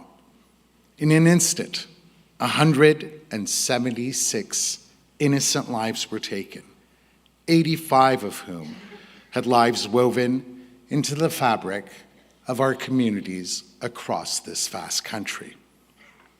These were promising sons and daughters, beloved spouses, loving parents and grandparents, and countless other friends and cherished colleagues to many of us. These were deeply loved individuals who should have been with us today. We're here today, first and foremost, to honor them and the bright and promising futures denied their families, loved ones, friends, and communities. The heavy burden of their loss is just as unbearable today as it was 6 years ago. Nothing, and I'd like to emphasize nothing, can fully capture the pain of their loss. And nothing can undo what happened. Yet 6 years later, our resolve remains steadfast and unshakable. Remembrance matters because it affirms that those lives mattered. Remembrance also demands that the truth never be allowed to be buried under the Iranian regime's denials, its endless diplomatic pre-verifications, and its inhumanity. The Iranian regime had a choice to allow the truth to emerge, yet it opted instead to remind us daily, since committing this heinous act, of the depths of its opprobrium and its moral bankruptcy. While the Iranian regime acted with unconscionable impunity, since the first day Canadians from all walks of life and from coast to coast have provided a bedrock of support to the families and the survivors. Universities and educators scattered across our country, the full spectrum of our media outlets, countless mayors, and I understand that His Worship David West is here today, and he has truly been exemplary. We've also had premiers of provinces large and small, and ministers. And of course, as I understand it, we have several ministers from the province of Ontario here today, and Michael Parsa in particular, who has been indefatigable. Federal officials, many of whom are here today, have consistently and repeatedly reminded us of our shared responsibility to remain by the side of all PS-752 families until justice is fully served. And as I'd like to emphasize, we have here today 3 of the principal ministers who have really demonstrated day in, day out their care and their interest in moving this file forward. So a very, very big thank you to Minister Anand, to Minister Ananda Sangari, and of course to Minister McKinnon as well. You really, truly couldn't have asked for 3 better champions.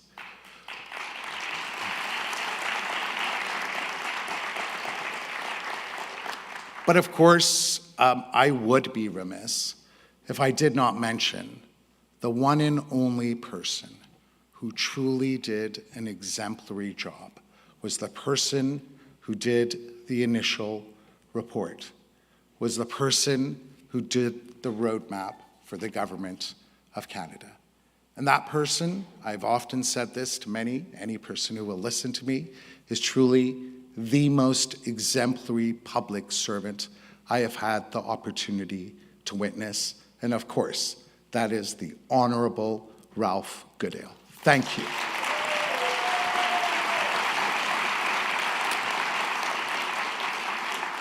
All the families deserve truth, dignity, accountability, and justice.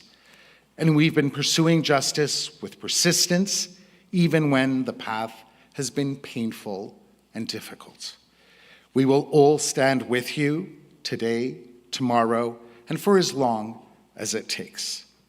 As such, today's ceremony is not solely about remembering the past. It's also about reaffirming our responsibilities in the present and into the future. So in closing, allow me to state unequivocally that our greatest debt of gratitude is to the PS 752 Association, whose activities, I would remind you, span several countries and whose countless volunteers have been at the forefront of carrying the torch for truth and justice with resolve for the past 6 years. Hamed, Kurosh, Azamat, and all the other incredible members of the association should be saluted for being essentially our better angels. They have done something that very few of us would have been capable of accomplishing.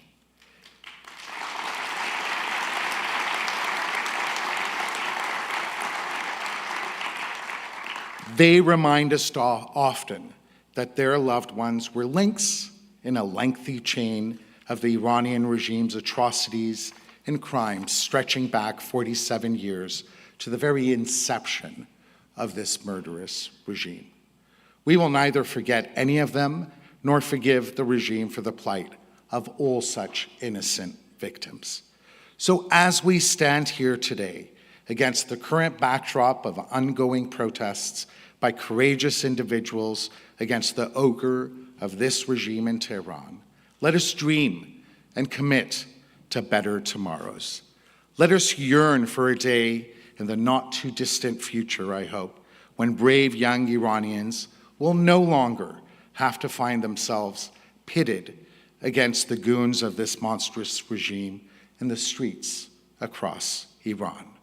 Rather, may Iranian youth experience their right to more carefree days and the pursuit of happiness.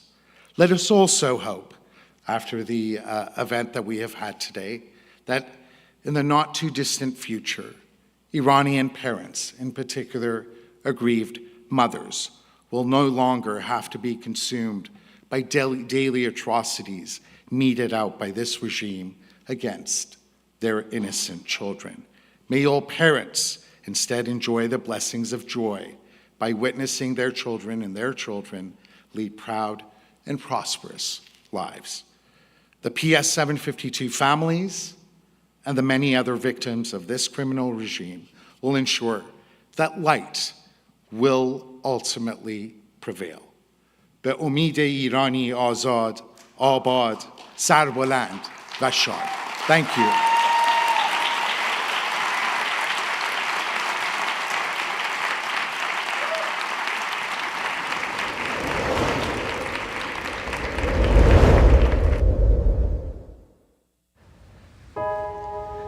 این لبخند هنوز در حافظه جهان باقی است. به چه میخندیدی تو؟ به کیک تولدی که شمع‌های رنگی داشت؟ به چهره مهربانی که روبرویت بود؟ به بارانی که بی هوا باریده بود؟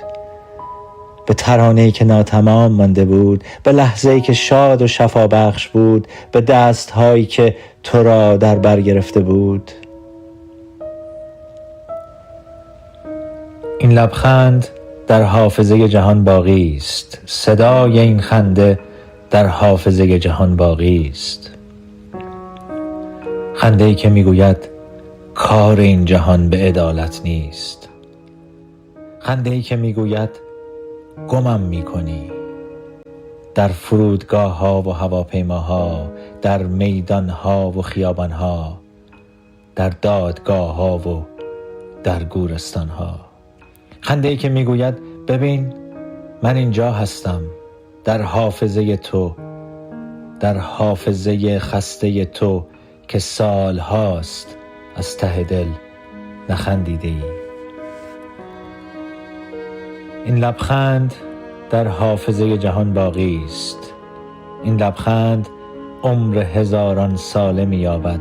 من رفتم، تو رفته ای و صدای خنده تو بر کار و بار این جهان ادامه می‌یابد. هر بار که می‌خندی آسمان می‌لرزد. هر بار که می‌خندی من سکوت می‌کنم. هر بار که می‌خندی با خودم می‌گویم گمش کردم. با خودم می‌گویم رفت تا با صدای خندش بماند. خنده های شما را از ما رو بودند. این لحظه یا این لحظه ها را رو بودند. خندیدن به طلوع صبح، خندیدن به غروب خورشید، خندیدن به لبخند یک کودک، خندیدن به صدای اسباب بازی ها، خندیدن به یک خبر خوش، خندیدن به رسیدن به خانه، به آغوش گرم. این لبخند در حافظه جهان باقی است. این لبخند آبروی جهان میشد اگر که جهان آبرویی می داشت. دوباره از نو به چه می خندیدی تو؟ به چه می خندیدی که من می توانم تا ابد نگاهت کنم؟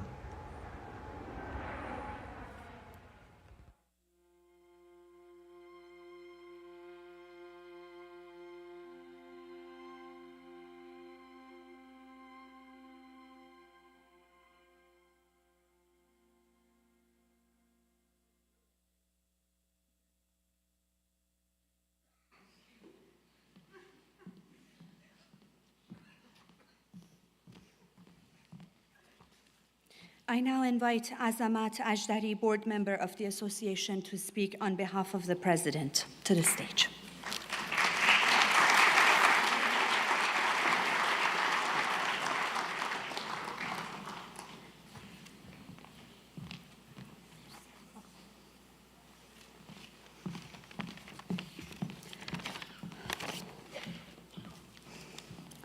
مهمانان گرامی، وزرا، اعضای پارلمان و شهردار محترم،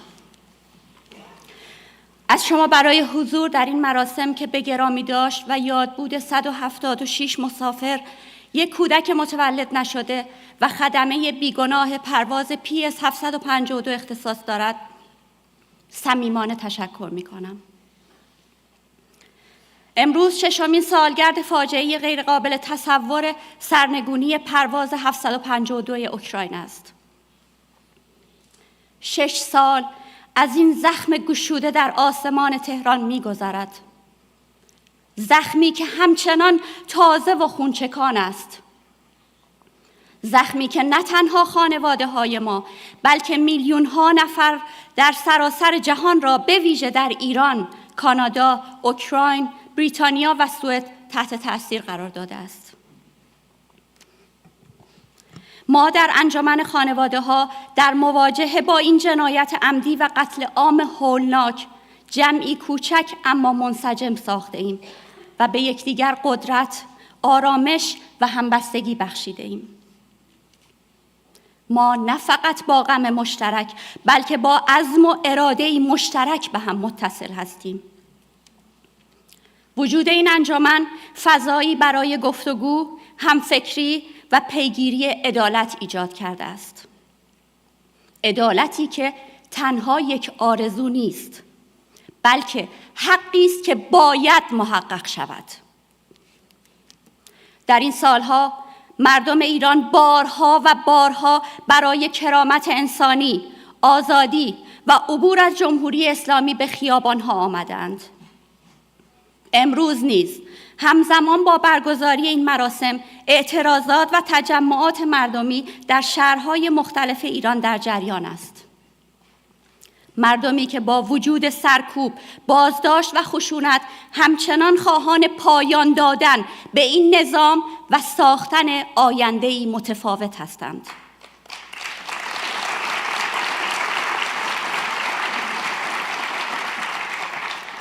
دادخواهی خانواده‌های PS 752 جدا از خواست مردم ایران برای عدالت و پاسخگویی نیست. اما مأموریت اصلی ما همچنان در جستجوی حقیقت و عدالت نهفته است. در 6 سال گذشته ما هر مسیر حقوقی ممکن را برای پاسخگو کردن عاملان این جنایت دنبال کرده ایم. امروز این پرونده به دیوان در 3 نهاد بین المللی مطرح است. شکایت رسمی 4 کشور متضرر به دیوان بین المللی دادگستری ICJ. پرونده مطرح شده در سازمان بین المللی هوانوردی غیر نظامی ICAO و شکایت مستقل انجمن خانواده‌ها به دادگاه کیفری بین المللی ICC در لاهه. اینها گام‌های مهمی بودند و ما قدردان تمام تلاش‌هایی هستیم که تا امروز صورت گرفته است. اما پس از 6 سال 3 مطالبه مشخص همچنان به طور جدی باقی است. نخست، ما از دولت کانادا و سایر دولت‌های متضرر می‌خواهیم که درخواست صدور اقدامات موقت از دیوان بین المللی دادگستری را مطرح کنند. اقداماتی فوری برای تسریع روند رسیدگی و حفاظت از خانواده‌هایی که همچنان در معرض فشار، تهدید و آزار هستند. دوم، ما خواهان حمایت رسمی و فعال دولت کانادا و اوکراین از شکایت انجمن در دادگاه کیفری بین المللی هستیم. شکایتی که با هدف صدور حکم بازداشت برای تمام عاملان و آمران این جنایت از اپراتور سامانه موشکی تا علی خامنه‌ای رهبر جمهوری اسلامی ثبت شده است.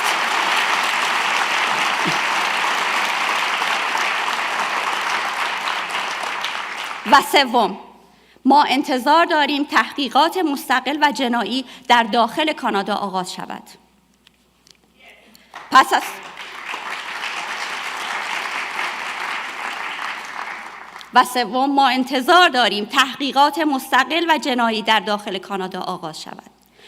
از 6 سال انجام نشدن چنین تحقیقی پرسش‌های جدی درباره پاسخگویی و تعهد به عدالت ایجاد کرده است. ما از پلیس فدرال کانادا می‌خواهیم که با انجام وظیفه قانونی خود این خلأ را جبران کند. در فارسی میگویند وای به خونی که یک شب از آن بگذرد و به انگلیسی گفته می شود تأخیر در عدالت بی‌عدالتی است.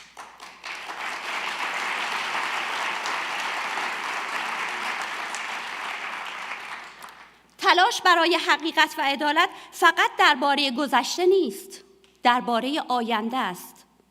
درباره این است که هیچ خانواده دیگری چنین رنجی را تجربه نکند و هیچ جان بیگناهی چنین بیرحمانه گرفته نشود. امشب در کنار یکدیگر 177 زندگی از دست رفته را به یاد می آوریم.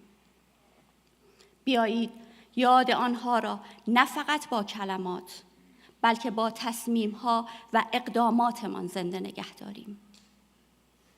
از شما برای ایستادن در کنار ما، برای حمایت از این مسیر دشوار و برای تعهدتان به حقیقت، یادآوری و عدالت صمیمانه سپاسگزاریم. ما آزادی و عدالت را برای همه می‌خواهیم و باور داریم که این خواست امروز بیش از هر زمان دیگری در خیابان‌های ایران طنین انداز است.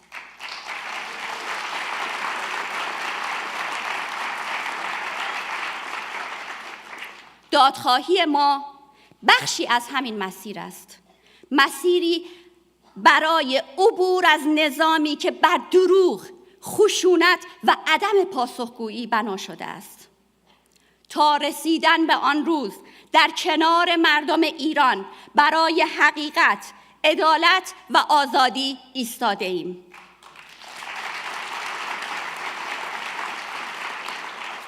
ما قاتلان عزیزانمان را نه فراموش می‌کنیم، نه فراموش می‌کنیم، نه فراموش می‌کنیم.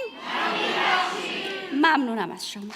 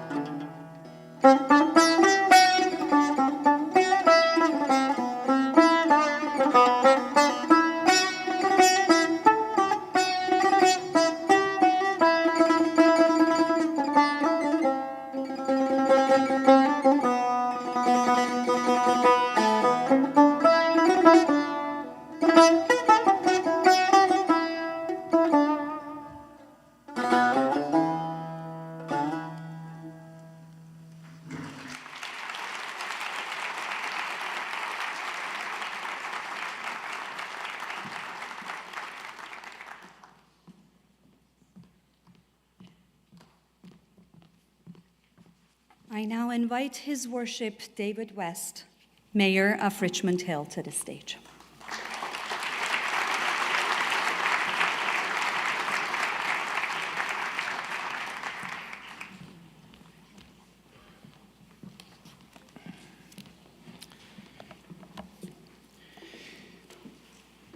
This is an important day for our community here in Richmond Hill.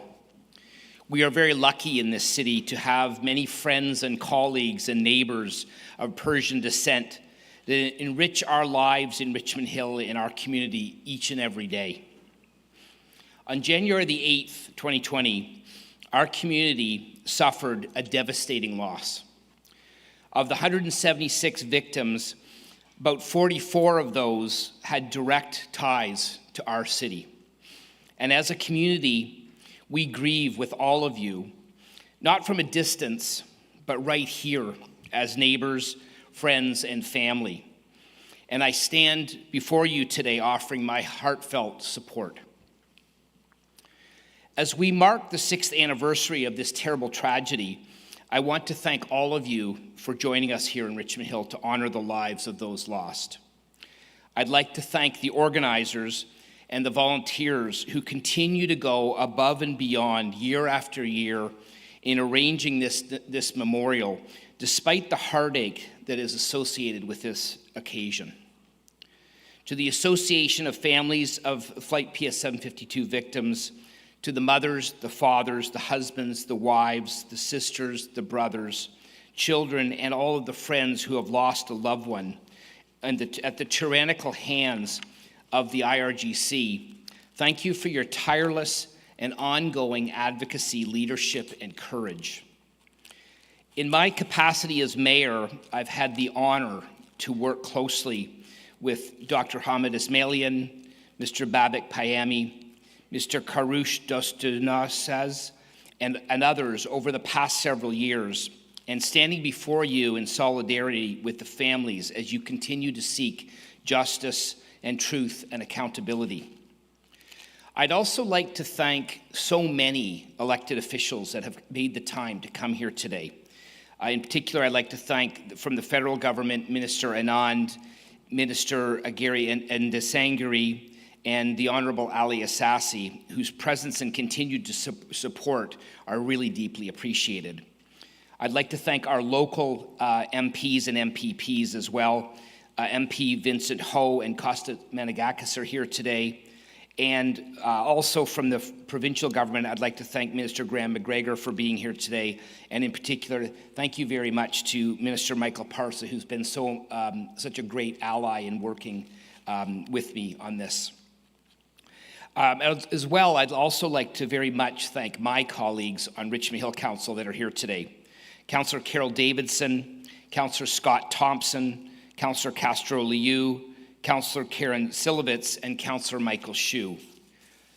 I'd also like to thank members of York Regional Police, Acting Police Chief Paulo da Silva, Superintendent Colin Alexander, Inspector Chad Lee Wing, and our Richmond Hill Fire and Emergency Services Chief Tom Rayburn and Deputy Chief Joe Bennett. And we also have members today from our senior leadership team here from the City of Richmond Hill. All of these people that I've named represent our greater community and are here today to show their solidarity and in a small way share your loss. We come together to offer comfort, compassion, and strength to the families of the victims of Flight PS 752. As a community, we grieve with you, and I hope that we can share just a little bit of the burden that those directly involved are carrying. My commitment to you over the last number of years has been unwavering. Last year, I stood here to announce that the city was working with the association to create a memorial park to honor the lives lost. As you've heard from other levels of government today, I am truly honored and thankful to share that after this collaboration and along with the generous commitment from the federal and provincial governments and the contributions, of course, from the City of Richmond Hill, this permanent memorial park will be built at Unity Park. And for those of you that were at the vigil last night, that is the very park that we had the vigil in, and that will be a permanent memorial for PS 752.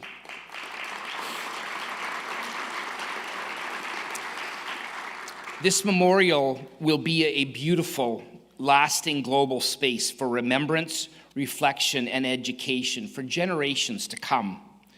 Out of this terrible tragedy, we have been able to create a landmark memorial park where families and loved ones can gather to remember and reflect.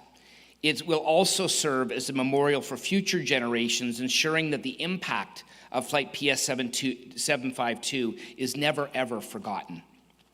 We are really grateful for the financial contributions of both the federal and provincial governments, and I will also say both of those levels of government stepped up very, very quickly to help us make this happen as quickly as possible. And we are really honored by the trust that has been placed in us by the families to create this important, lasting memorial space for all of us. Lastly, my appreciation to our Iranian residents continues to grow. Over the past several years, I've witnessed your resilience, compassion, and commitment to justice and freedom, which truly does strengthen our community. In light of recent protests taking place in many cities across Iran, I want you to know that I will continue to stand with you and the people of Iran as you seek justice, self-determination, freedom, and may the bravery and efforts of protesters and transpire in the collapse of the IRGC and find the people of Iran finding themselves free of tyranny. Thank you very much again for allowing me to be with you today. May you find strength in the love and solidarity of the community that surrounds you. Thank you very much.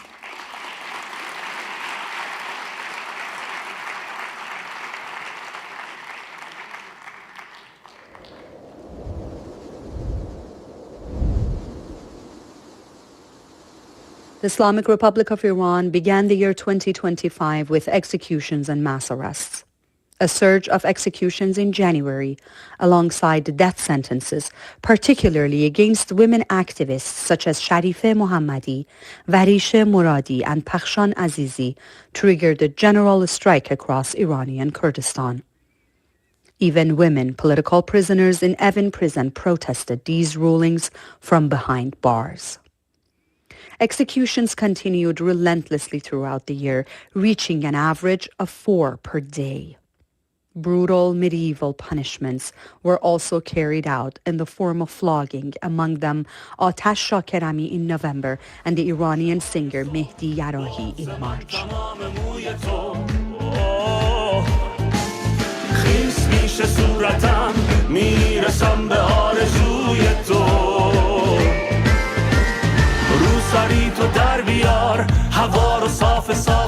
By the time Nowruz 1404 arrived, strikes and protests had spread across Khuzestan, while farmers in Isfahan took to the streets over water shortages. Nowruz arrived with an Iran submerged in a 47-year grief and rage. The celebration of Nowruz did not last long. In parts of the country, including Kurdistan, the Islamic Republic even waged a war against the Nowruz tradition itself, and through the continuation of its crimes, turned every moment of joy bitter for the Iranian people. In May, a massive explosion at one of the ports in Bandar Abbas shocked Iranian society. Many were killed or went missing. Widespread belief linked the blast to military equipment belonging to the Islamic Revolutionary Guard Corps. The silence of officials only reinforced these suspicions. Throughout the spring, as executions continued and truck drivers and bakers went on a strike, tensions in the Middle East escalated sharply. Beginning on June 13, 2025, Israel and the Islamic Republic of Iran entered a 12-day war. 30 IRGC commanders, along with several security figures and individuals involved in nuclear projects, were killed. The war unfolded while there were no public shelters in Iran, no functioning warning system, and no air raid sirens, while Ali Khamenei and other leaders of the Islamic Republic hid for weeks in underground bunkers. Innocent civilians, both in Iran and Israel, people who bore no responsibility for the war, paid with their lives. After the ceasefire, the Islamic Republic sharpened its blade against the Iranian people. It began with the mass expulsion of Afghan migrants, followed by the execution of numerous individuals on fabricated charges of spying for Israel. Fazel Bahramian, a protester from the Women Life Freedom movement, was executed in the summer, and Khosrow Ali Kurdi, the lawyer representing many families in Mashhad was murdered. His name was added to a long list of lawyers who, over the years, defended justice-seeking families in Iran and paid for that defense with their lives. People were even punished for posting photos of their own damaged homes after the war, including Sajjad Fathi. While ordinary citizens suffered loss of life and livelihood, IRGC commanders swiftly returned to their primary occupation, the commission of crimes. This unfolded as Iran faced one of the worst droughts of the century, with widespread water and electricity cuts and a government incapable of meeting even the most basic needs. In October, Lake Urmia, one of Iran's most beautiful and vital natural treasures, completely dried up. Earlier, fires in the forests of Kurdistan had been extinguished only through the efforts of local people, during which 3 young men from Sanandaj lost their lives. In the autumn, the fires spread to the Hirkanian forests of Mazandaran. As reservoir levels fell to historic lows, the Islamic Republic continued searching for new ways to punish women, arrest writers and economists, or destroy the small street stall of a young man from Ahvaz named Ahmad Baldi, an act that led to his self-immolation and death. Pressure on non-Iranian nationals continued throughout the year, alongside an expansion of transnational repression.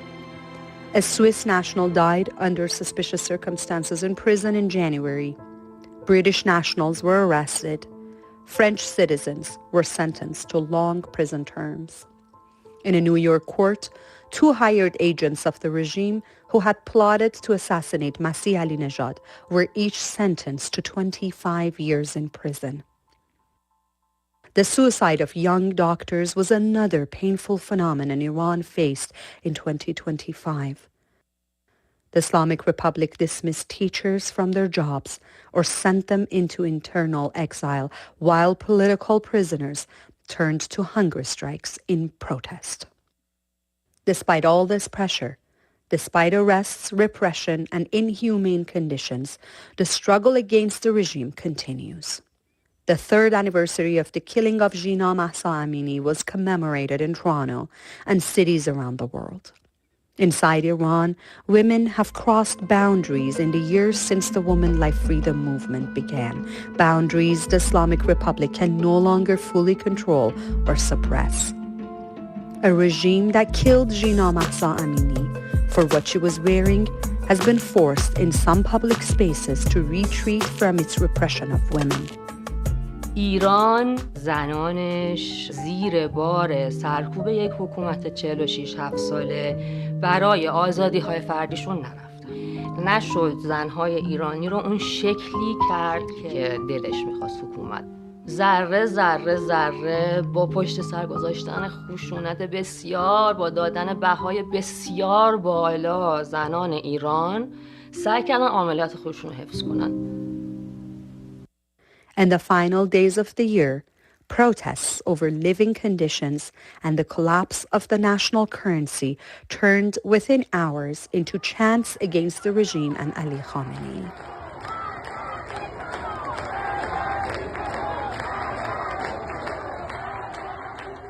Every disaster in today's Iran becomes a loud cry of protest from the people against those in power. This is a regime that for years has humiliated the name of Iran and Iranian traditions. One that sought to erase Iran, Nowruz, Yalda, and the beauty of Iranian culture under its deadly ideology. After the 12-day war, it was forced to cling to a hollow performative nationalism, staging street concerts and erecting statues of Sasanian kings in public squares. Unaware that Iran does not live in the words of clerics or commanders, nor in their staged displays of patriotism. Iran lives in the hearts of its people, in its cultural diversity, its turbulent history, its unparalleled nature, and its long, enduring struggle for freedom and justice. ما هنوز هستیم، ما هنوز وجود داریم.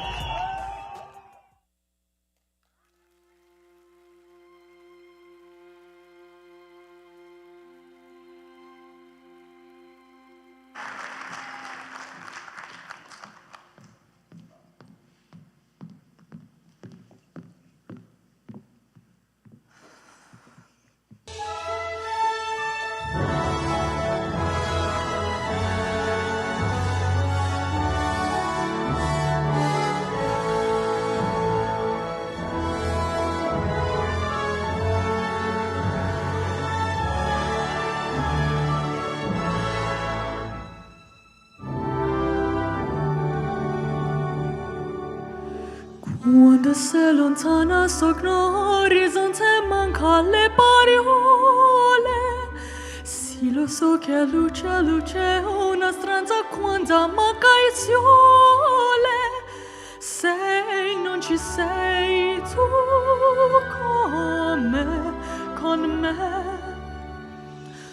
Sulle finestre mostra tutto il mio cuore che accesio, chiudi dentro me la luce che hai incontrato per strada.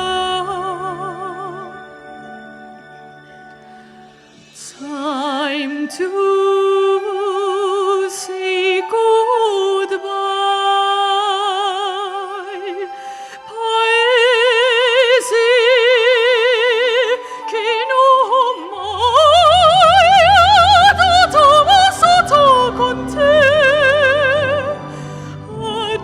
Se li ribrò con te, partirò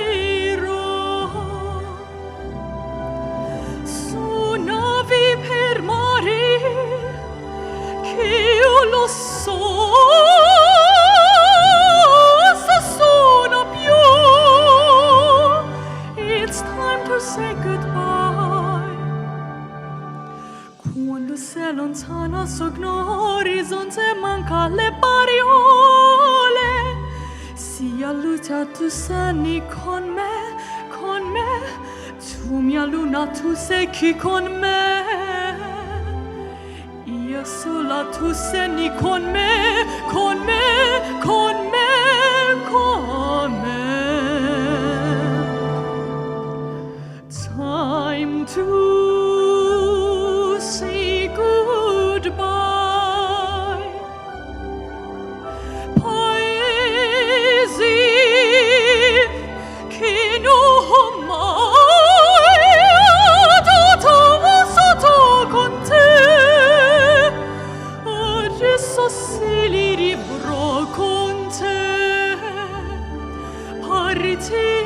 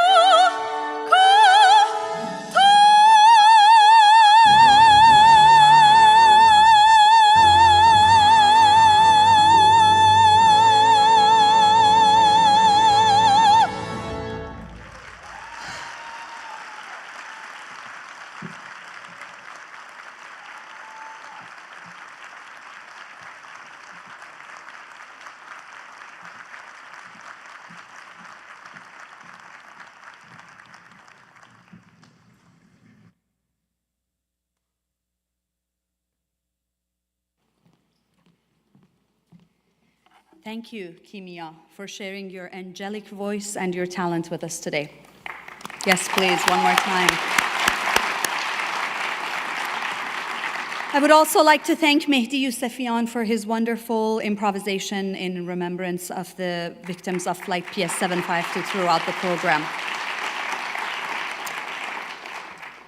هرچند من ندیدم این کور بیخیال، این گنگ شب که گیج و عبوس است، خود را به روشن سحر نزدیک تر کند، لیکن شنیدم که شب تیره هرچه هست، آخر ز تنگه های سحرگه گذر کند.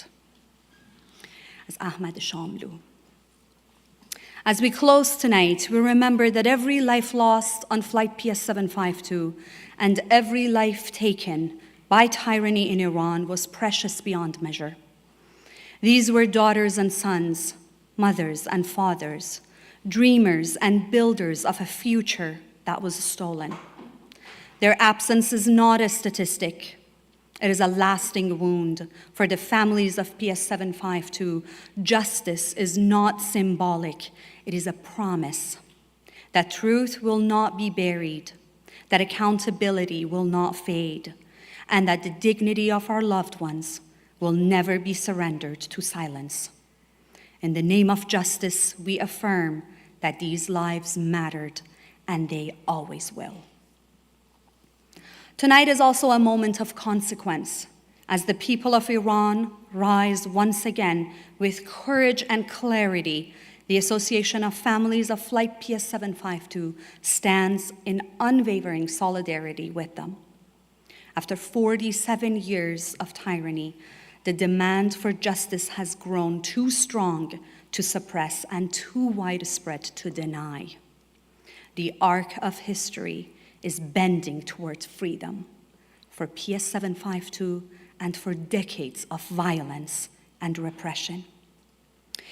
We know more lives have been taken and more may yet be lost, and so we say this with resolve: we will not forget the crimes, nor shall we ever forgive those who committed them.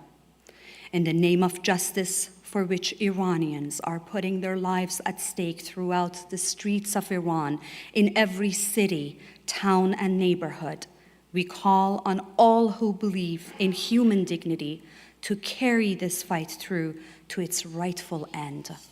Until truth is undeniable, accountability is real, and the reign of impunity is brought to an end. We leave tonight with sorrow, but also with determination and hope, because the time for justice to prevail is now. I thank you all for your attendance.